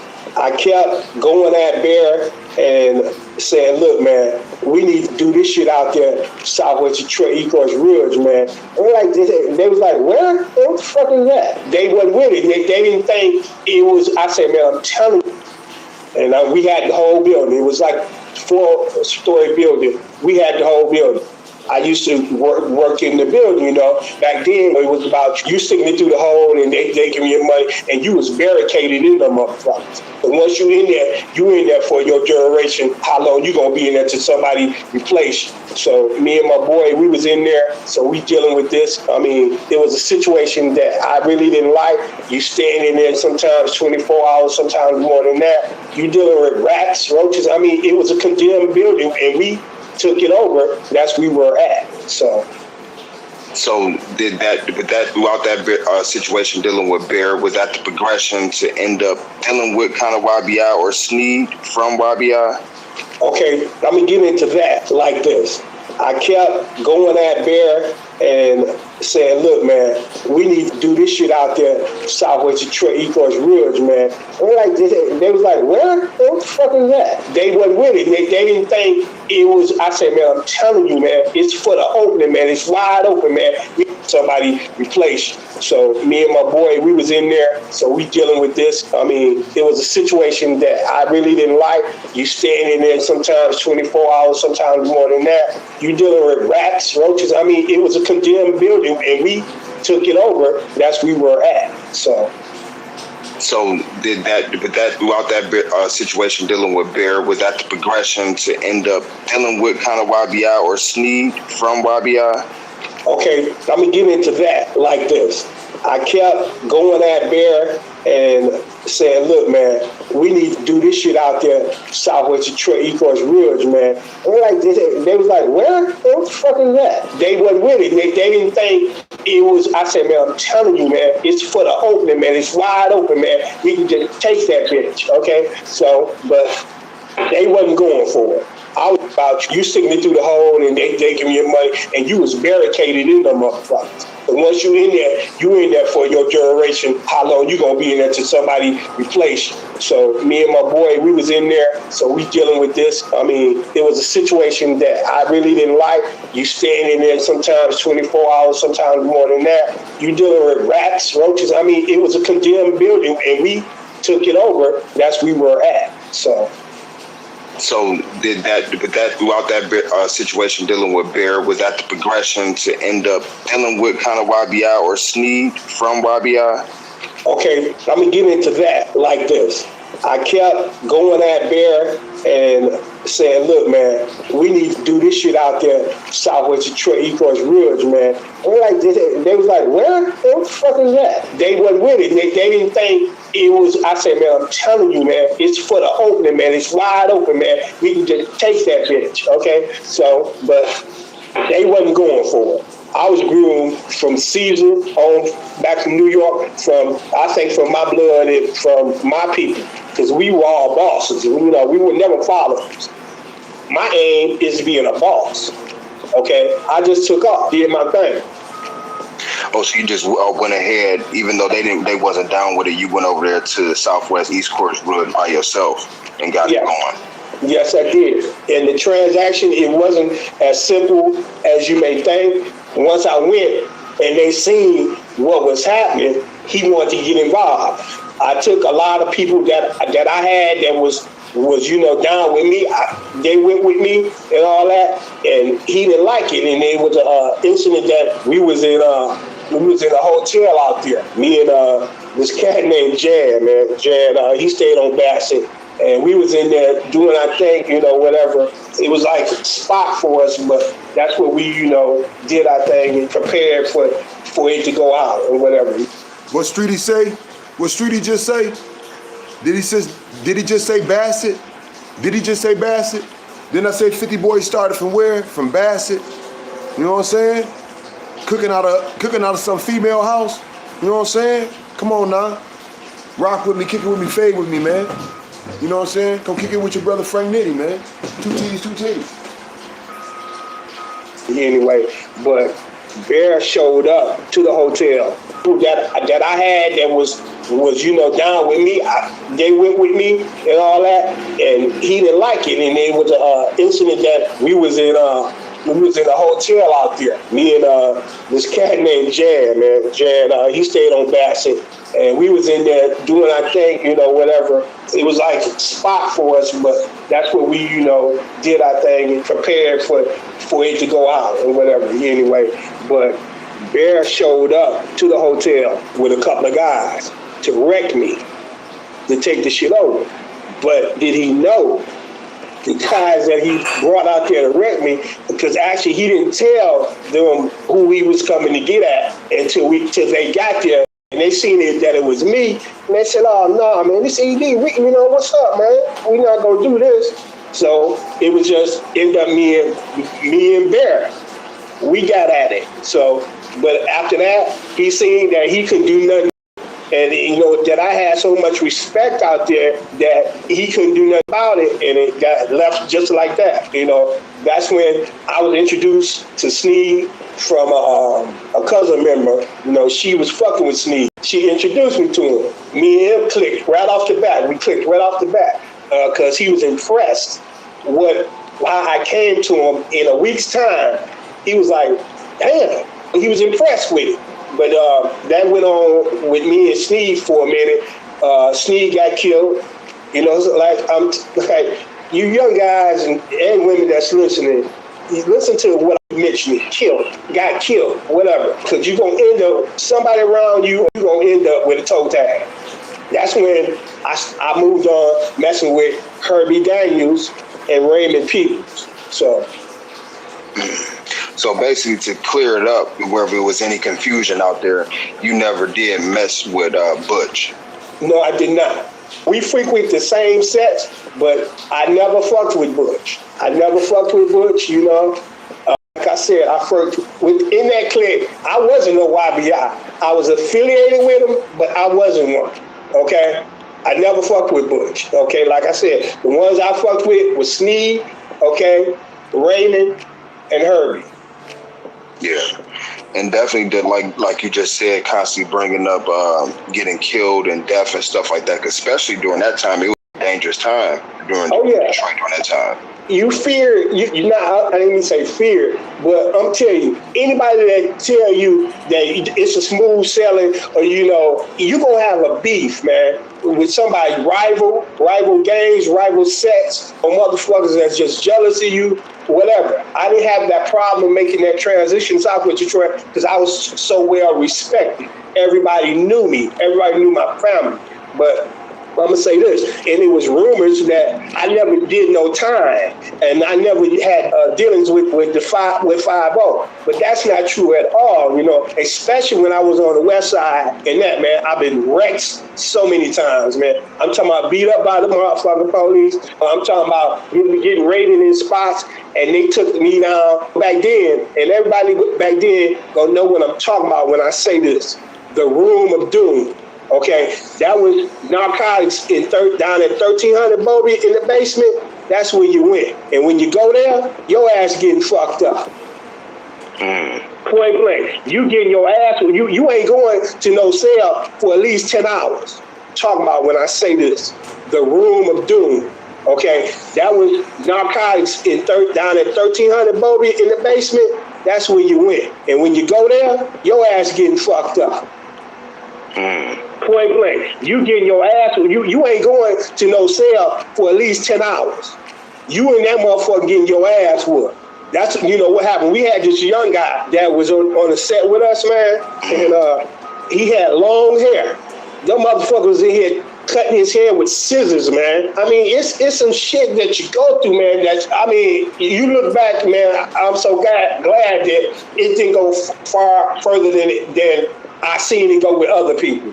Right. Yeah. You know, and it's another thing, like I said, people who said that I didn't get dealt with the police, but I'm gonna tell you another incident. I think I was on like Deacon and Visger, or Annabelle and Visger 1, and I was in my Jeep, and my wife and her sister was following me to her mother's house on Elton. So I got pulled up, beat up by the motherfucking police. I'm talking about getting raided in spots, and they took me down back then. And everybody back then gonna know what I'm talking about when I say this: the Room of Doom. Okay, that was narcotics down at 1300 Bobby in the basement. That's where you went. And when you go there, your ass getting fucked up. Point blank. You getting on me, you know, I got a couple hours in my pocket. Well, get out the car. Everybody knew my family, but I'm gonna say this, and it was rumors that I never did no time, and I never had dealings with 5-0. But that's not true at all, you know. Especially when I was on the West Side, and that, man, I've been wrecked so many times, man. I'm talking about beat up by the motherfucking police. I'm talking about getting raided in spots, and they took me down back then. And everybody back then gonna know what I'm talking about when I say this: the Room of Doom. Okay, that was narcotics down at 1300 Bobby in the basement. that's where you win. And when you go there, your ass getting fucked up. Point blank. You getting your ass, you ain't going to no cell for at least 10 hours. You and that motherfucker getting your ass whooped. That's, what happened. We had this young guy that was on the set with us, man, and he had long hair. Them motherfuckers in here cutting his hair with scissors, man. I mean, it's some shit that you go through, man. You look back, man, I'm so glad that it didn't go far further than I seen it go with other people. Right. And it's another thing, like I said, people who said that I didn't get dealt with the police, but I'm gonna tell you another incident. I think I was on like Deacon and Visger or Annabelle. See, he just named 2 cities, well, 3 cities that conjoins. And Visger is what conjoins them 3 cities. You know what I'm saying? He said I was on maybe Deacon, Liddesdale, off of Visger. And Visger is what conjoins all that shit, dog. E-Course, Ridge, Southwest. All black. Crazy, man. Visger 1, and I was in my Jeep, and my wife and her sister was following me to her mother's house on Ethel. So I got pulled over. This was when Popeye and them was out there and all that. They pulled me over. So they didn't know that my family was behind me. So my wife, she pulled over as well, like maybe 2-3 cars down just to watch, right? So, they came to the car, did their little thing, whatever. Back then, they don't come to the car asking for no fucking license and all that. They, you know what I'm saying? They don't do that. Fuck, they don't care if you got no license or whatever you driving. They first will where the shit at. You got something in the car? And I said, man, come on, I ain't got shit, you know what I mean? Nothing. I got a couple hours in my pocket. Well, get out the car. Okay, so first thing I did when I got out was I yelled to my wife. I said, y'all know I ain't got shit on me, right? So he jumped in my face. He said, if you don't get rid of them motherfuckers, I'm taking you to jail. So I told him, man, y'all leave, okay? So they left, right? But they still took me to jail. But you know what? They took me to 3-4 different precincts so nobody could find me for at least 5 days. Damn. They took me, they started off, I think it was that precinct, I don't know if it was on Schaefer and Grand River. I started off there. Now, first I was at Fort Greene. Then I went from Schaefer and Grand River. And Schaefer, Grand River, West Side, Fort Greene, Southwest. Let's get it. I don't know, it was a couple more that they moved me to, but it was 4 different precincts because I was kind of out of it because they was kicking my ass everywhere I went. At Fort Greene, they kept me there. They kicked my ass. But like I said, you gonna deal with that type of shit, man. Ain't nobody gonna tell. Fort Greene just down the block, y'all. You know what I'm saying? That's that precinct I show y'all when I'm on my walk. You know what I'm saying? That's just down the block. You know, so I told y'all they changed it into like little offices, like a little black temp service or something like that, though. I don't know. It's supposed to be something like that, yo. But yeah, Fort Greene, man. Yeah, that bitch was a bitch. But I don't know nothing about the rest. But yeah, I know about that. Let's get it. I mean, in the game, ain't shit happen to him prior, no beefs, no wrecks, or nothing like that. You're going to have dealings with all that type of, you know what I'm saying? Right. You know? So even with all the respect and everything that you had out there, I'm pretty sure, like, conversations and whatnot, having, like, some of the best work and everything going over there was an easy transition to take over. Did you deal with that any over there, like jealousy in that area after you set up shop over there? We talking about Southwest Detroit? Yes. Oh yeah, I mean it was people that was jealous, you know, and all that, and people didn't like me, you know, but like I was type of dude, and I learned this from way back from Caesar. He took care of his own, you know what I'm saying? I'm talking about, I paid a lot of people's bills. I looked out for motherfuckers, people that was losing their car, you know, I made sure they kept their car, their homes, all that. I fed a lot of motherfuckers too, you know, so You know, I was only respected by the street. I respected by the people out there. Right. So, you know, it wasn't much as far as it said, they couldn't do nothing about that because I was well respected. You know, it didn't matter if I came from the west side of New York and then came out there. But it was just not just Southwest Detroit. Okay, my portfolio was very big. Okay, I dealt with people from all over. Right, yeah. So something that kept coming up in some of the videos that we were doing, you know, of course, Bassiett, one of the houses over there, they said like it was like a meeting house or something like that where they come over there and cook and everything, but no one knew the stuff was over there. Like, was that true? That was Ethel. That was my mother-in-law's house. Oh, okay. My bad. Ethel right next to Bassiett, y'all. My bad. I'm one block off. My bad. But it's right next to each other, y'all. You know what I'm saying? Ain't nothing even splitting that bitch. It ain't even a motherfucking alley, dog. So yeah. It was Ethel, not Bassiett. My bad. But that, yeah, okay. I was over there a lot, like I said, because my mother-in-law used to cook all the time, and everybody used to come there and eat. Little that they know, things was popping for me from there. But not only that, you know, it's like 5, 6, 7 different places out there that I hung. I never stayed in one spot too long. Right, yeah. You basically, like you said, from the game that you learned from Caesar, you kind of stayed low, stayed to the back. That's what I'm saying. With Caesar, I think that's what I liked about him. Everybody, they knew of him. He was so like in the shadows and shit. When he came around, you know, it was always a block club party. It was always something going on. Because back then, you know, like I said, the streets was our playground. The swimming pool was the damn fire hydrant. We, you know, open a can, aluminum can on both sides, and that's how we were shooting water with the fire hydrants, man. Fire department would have to come shut us down after 5, 6 hours. They let us go for 5, 6 hours or whatever, but that was our swimming pool. That's what the playground, you might as well call it, we had the concrete playground. Right. So how long was the transition of going out there setting up shop, doing your thing before Meech and T end up approaching you? Okay, well, T didn't approach me. It was Meech. She used to be on the corner of 19th and Saliette every day. Okay, his woman said 19th Saliette E-course, dog. Right on the border of Southwest. You know what I'm saying? Bassiett is right next to 19th. You feeling me, dog? You see how the motherfucker, the connection? But I'm telling you right now, I don't know exactly everything they saying. I just know, man, cats was loyal to they set. You know what I'm saying? Everybody got their bread. You know what I'm saying? So I don't know nothing about hand to hand. You know what I'm saying? I just know everybody fucking had their own motherfucking shit popping, dog. Real talk, though. Over there, Talise, you know, me and her real cool. Talise was a good friend of mine. You know, I knew the family and all that. He was messing around with Talise at the time.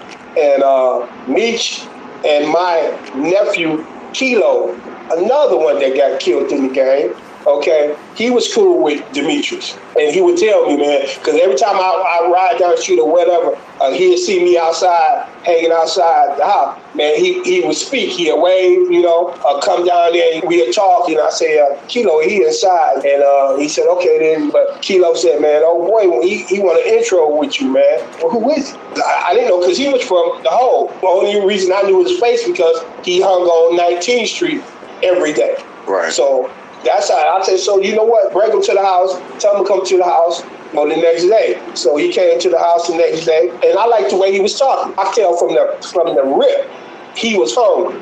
He was hungry. I told him, I was talking to him and I was saying the right shit to him. And he was saying the right shit back to me. So eventually, you know, he became my Lou.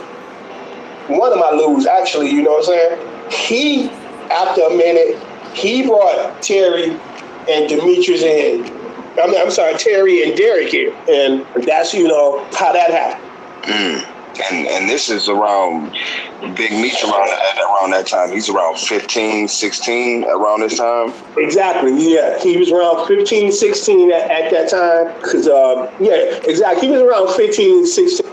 He's speaking about my man that was at the beginning speaking at this video, dog. You know what I'm saying? Yeah, that's who brought Demetrius and Terry in. What's up? What up, though? What it do? Nitty, baby. D-City, baby. Straight gritty, no pity. You already know we get it. And you gotta have a gimmick, man, if you want to make some money in this game. I'm gonna say that. So I kind of, went a little bit too much. But let me go back and I'm gonna start on this. Like I said, Meech brought Terry and Derek into the game, and that's such when it became 50 Boys. And the reason they were called 50 Boys, I had some shit that was humongous that nobody could, compete with. They couldn't fuck with it. And I was the first motherfucker that brought that 2 for $1 out there. Okay, motherfuckers that were 2 for $1. Damn, what the fuck is this? Kmart, Kroger's, and Farmer Jack? Motherfuckers in 2 for $1. That's crazy. They ain't motherfuckers that couldn't afford and they couldn't do that. We called them bitches double ups. You know what I'm saying? That's what we called them. I told you. You know what I'm saying? I knew the saying because it was a crew off of Bassett that motherfucking sold them 50s. You know what I'm saying? The Mustangs though. Real talk, yo. And it guaranteed you a double up or even more. That out there. Right. But that would. And everybody had them. It was like a local store. It ran all night, baby, and even more. If you knew who you knew. But like I said, man, back in those days, fucking with shit. Even now, man, if I ever fucked up in life, dog, it would be somebody motherfucking from my day one set. I don't fuck with people motherfucking from different crews, dog. You know what I'm saying? That's just motherfucking the laws of the streets. But some people break that shit because, you know what I'm saying, they done lived other places. You know what I'm saying? So they feel like they got the same respect. Sometimes it works, sometimes it don't. But a soldier like me, man, you know what I'm saying? I take it slow, baby. You know what I'm saying? And fuck with my own. Real talk, though. It was that shit, though. Exactly. It was that, and they couldn't touch it. And that's why that was such a successful thing for them. He must be talking about that bink, bink. That bink, bink. When you drop that bitch, all you hear is bink. But don't get it twisted. That it was more besides them. Like I said, I had a portfolio. I had other people, that I was dealing with out there, and if in that area, West Side, and a few people on the East Side. It wasn't just them, but I took a liking to them, and I brought a lot of attention to them. I spent a lot of time with them. Actually, every Sunday, they would have to give me 4 hours at a time. We went to dinner, and after dinner, we went to Northland. When we went to dinner, they'd tell me about if they got any. We would talk. We would talk like a family do at the dinner table on Sunday. Right. And we did not miss a Sunday without doing that. And I'm going to say this, too. From when Kilo introduced me to him, you know what I'm saying? I mean, he didn't know nothing. I mean, I'm talking about he was green. He was green as a watermelon, you know what I'm saying? He was green. But you know what? He took on fast, and like I said, I spent a lot of time with him. I groomed him to be a boss. Because I'm going to tell you, like I said, I don't want to be never wanted to be a follower. I always wanted to be that leader. Because the leader is the one, get paid. Right. I groomed him to do that. But, like I said, he did not know nothing as far as that game, like what we were doing. He learned quick, he listened, and he was hungry. So I could tell him to go home. He's like, fuck that, man, I'm going back out. Whatever. You know what I'm saying? He was hungry. And he brought them boys on. And I'm going to tell you, like some people saying on some of the things I hear on the internet, it was only 350 boys. That was Meech, Terry, and Derek. Okay, now Terry, all of them might have had some guys that went, but they wasn't 50 boys. It was only at that dinner table on Sunday. It was us 4, nobody else. And I know you said you took a liking to Meech. Like the world now, we see the type of personality, the partying, the shining, and the diamonds, and all that stuff to the world now. That Big Meech. Did you see that early in him then, like being flamboyant and flossy and stuff like that back then? Not right off. No, not right off. The more money he was getting, of course, you know what I'm saying? The more money you get, you know how that shit go. The more money you get, the more you're going to get comfortable with it, and you're going to start acting a different way. It was a situation that I got those guys with some meat coat, and they was on Saliette with ropes and meat coats doing their thing. And, I pulled up, and first thing, they could tell the way I was looking, they was fucking up. So Meech came over to the car, he said, man, I know what you finna say. I said, yeah, you know what I'm finna say. Y'all need to go get that shit off, man. Take that shit off, man. What do you think you're doing, man? Like I said, they respected what I did, because I took care of them. They did what I said. Yeah. So they was outside hustling. This was at nighttime or during the daytime? Man, daytime, it was during the daytime, but if I wouldn't have said nothing, they would have been up there all night like that.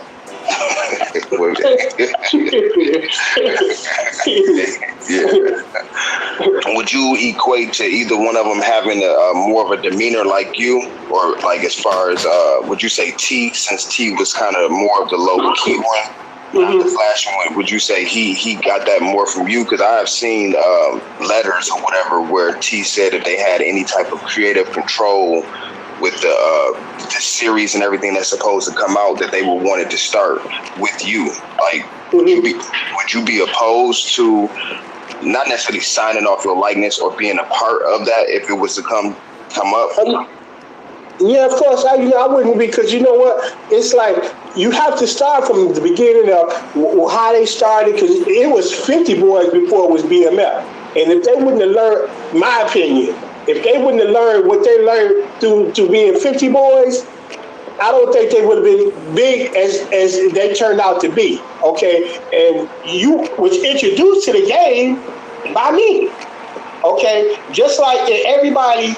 Just like the incident I said earlier, I groomed them to be bosses. Okay, just like I want to boss up and leave bare, that's the same situation, man. You eat your wings and you say, like, fuck this, I'm going to do this and do that. When they made that move, hey, man, I gave them my blessing, you know what I'm saying? They called me, they said, look, man, we need to talk, okay? I said, okay, meet me on Epton.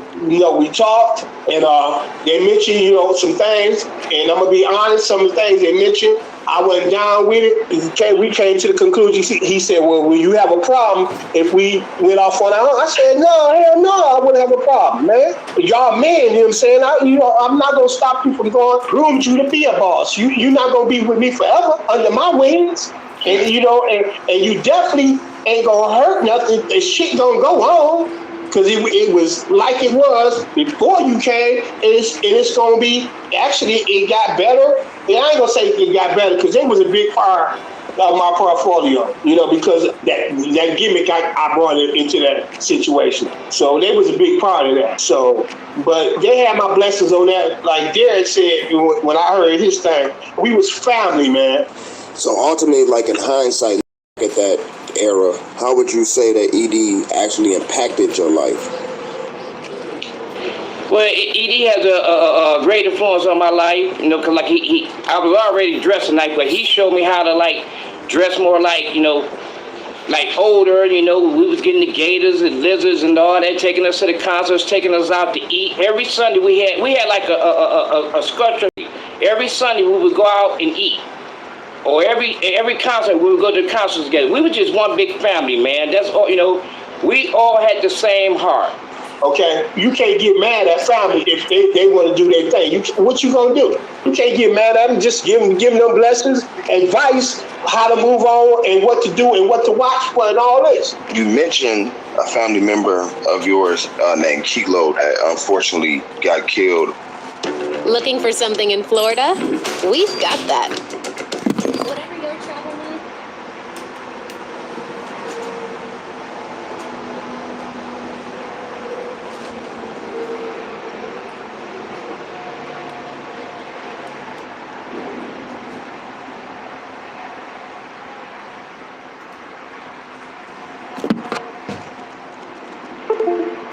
Is that what made you slowly start wanting to get up out of the game and also try to, get the rest of your family not to get in the game?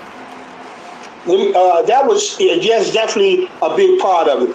But I'm gonna tell you this, man. It was an incident. I believe this incident was one of the major parts, man. I was on 7 Mile, and I think it was the Halen or one of them streets, man. It was I was in the car with a friend, okay, and I was on the passenger side. So we waiting to see somebody, okay, and you know what I mean, to see somebody. We on the dark street, so I didn't like the whole situation. I said, man, why the fuck he got us meeting them here. But it came from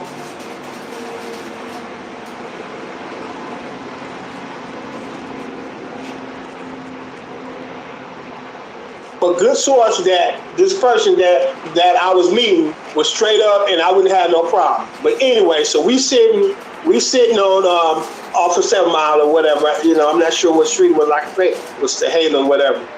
So I look in the mirror, on the side mirror on my side, right? So I see somebody coming up with a motherfucking coat, and he came up, he started blasting. So I'm talking about, I had buckshot from my neck all the way down to my arm to my hand, because he had a 12 gauge or sort of whatever. If I didn't see him and he would have got closer, I would have been dead, man. Flat out. So that's something you gonna go through. This is what I'm saying. Motherfuckers gonna try you. They gonna try you. I don't care. Some motherfuckers is just crazy. Don't care about the respect that you got or who you are. You gonna get tried. That was one. My house got shot up. That was another. It's just so many things. That reminded me of the movie Black Caesar. Because all Black Caesar wanted was power, man. He wanted money, but he really wanted the power. But once he got the money and the power, he still got tried by a little boy and killed at the end. Damn, I just gave up the story. My bad. That led up to this, and I was like, man, I had fun, man. I done traveled to places people dreamed about going. I wore the tailor-made clothes, you know what I'm saying? I wouldn't let nobody see me in cashmere coats, a Balsalini hats. I mean, I stayed like that, you know what I'm saying? And so, I ate at 5-star restaurants that people never ever went to. So, I spent a lot of money, and I'm glad I got the chance to do it. So, yeah, I said, you know what? It's time to wean myself out this shit, because I didn't want that life. I didn't want to end up like that. So I casually just weaned myself out there. And after that, I've been working to this day, man, for almost years, man, 25 years. I'm about to retire in about 2-3 years, man. So it's a time for everything, man. Everything it has its actions, it always has its consequences. And I just wasn't down with it, because we come, like I said, we come from an educated family. I have 2 beautiful daughters, Courtney and Moot, and Courtney blessed me with a grandson. Mine, Moot, blessed me with my granddaughter, Kamaya. I got nephews, Dre and Angelo. Both of them was at Michigan State. Dre left Michigan State to go to Oakland University. So, and all the people that I just mentioned, Dre and Angelo, they in college and they still got 2 or 3 jobs. Okay, my daughters, they've been working for the last 15 years, 10, 15 years or more with good jobs. But they want to be entrepreneurs too. They got an edible thing going out called Highly Flavored. So people patronize that. It's just a lot that led up to that, you know what I'm saying? And I'm glad that I got a transition out of that I was safe, because you're going to either get killed, get that toe tag, you're going to either get that toe tag, or you're going to sit down, you know what I'm saying? I think I am one of the 5%ers who, I don't even want to say it was luck, you know what I'm saying? Because, I came close, like I said, I came close to death. All that, harassed and all that by the police. So, that takes toll on a person, and you want to move on, man. Yeah, that's real. I'm glad that you were able to see the things that you've seen before, the inevitable came, and that you made that transition. Like during that time, during your hike, did you have any investments during that time, in other businesses or anything? I heard that's you had a limo service and all different type of stuff like that as well. Yes, I had a limousine service, TC. Hey, I remember this shit. Once they bust more of the set of BMF, finding out it ran through not just Southwest but E-Course as well. A lot of cats, a lot of their lieutenants was from motherfucking the block. Guess what though? They found like, I guess it was in a limo, dog. Like so much money and so much motherfucking work up in a limo, dog. But they ain't even know until like, I don't know, they almost sold that bitch. You know how that shit be tucked away somewhere, dog, on some type of motherfucking switch. But yeah, that shit was crazy, man. They ain't even know. All the limos, man, had motherfucking all type of work up in that bitch, dog. Sewn up into that bitch. That was up in E-Course. Yeah, limousine. Actually, I had a partner. It was me and a partner with that. And one thing didn't have to do with another. You know, I had a couple of rental properties as well. I had an investment in a couple of car washes, one on the east side and one on the west side. I'm gonna say this too as well. Like I treated, I'm just going back to Meech and Terry Fry's, them 50 boys. They did not miss a concert that they went to in limos with backstage pass. So I'm saying I treated them well. I treated them very well, and it was adventures that I dove into. You know, like. It was this, I wanted to start up a luxury rental car place, renting Maserati, Porsches, Benzes, and all that. And I almost went to happening, but a guy that I was dealing with, he ended up on something that's entirely different, and so nothing had to do with me and what I was doing. He did some fair time, and that blew through. But my business didn't have nothing to do with what I was doing out there, man. You know, would it be any type of advice that you would give to them? No, I would tell them, my man, look, it's different avenues, man, especially now, because the game now, oh man, it's nothing like the game back then. I'm saying it's just something that you don't want to do. It's short money. You understand what I'm saying? It's short money. You might, what you see, these motherfuckers out there with their shit on, their bling bling, whatever, but you don't see the bad part. They gonna always show you the good part. Right.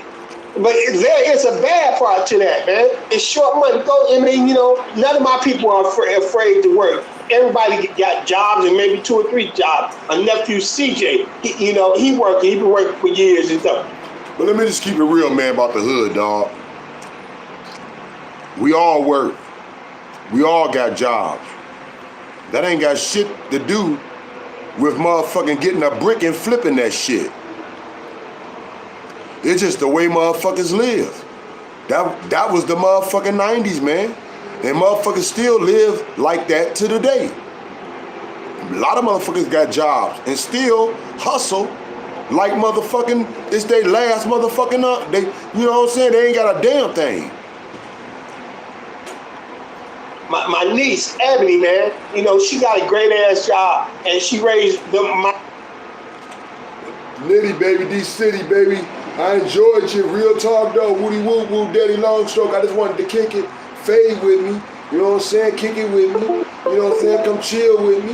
You know what I'm saying? And get this bitch out before motherfucking 50 bring out the series of BMF. The story will never be told. Because real motherfuckers will never let you know. Real motherfuckers will never let you know. That's how they truly live, dog. You know what I'm saying? Until the very motherfucking end. Come on now, let's keep it real, man. Woody woo woo, daddy long stroke. Yay.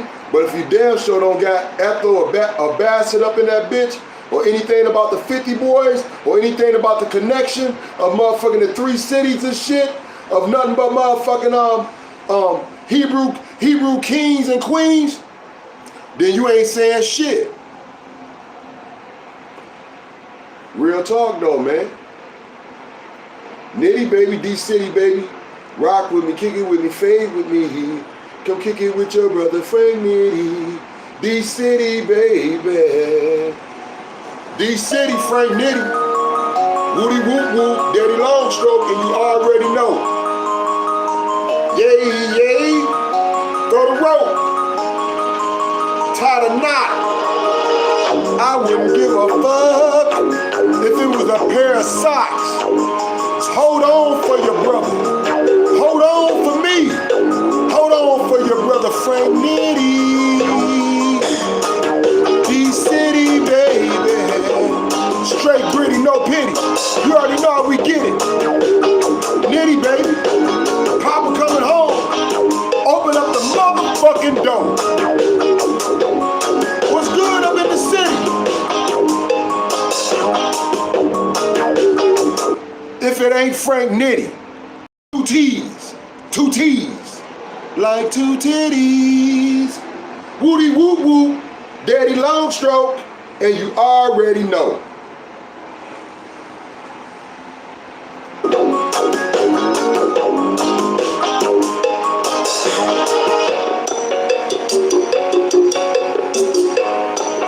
Papa coming home, favorite position. Don't ask no questions. From the back door. And you already know. Nitty, baby, D-City, baby. Straight gritty, baby, no pity. Woody whoop whoop, Daddy long stroke.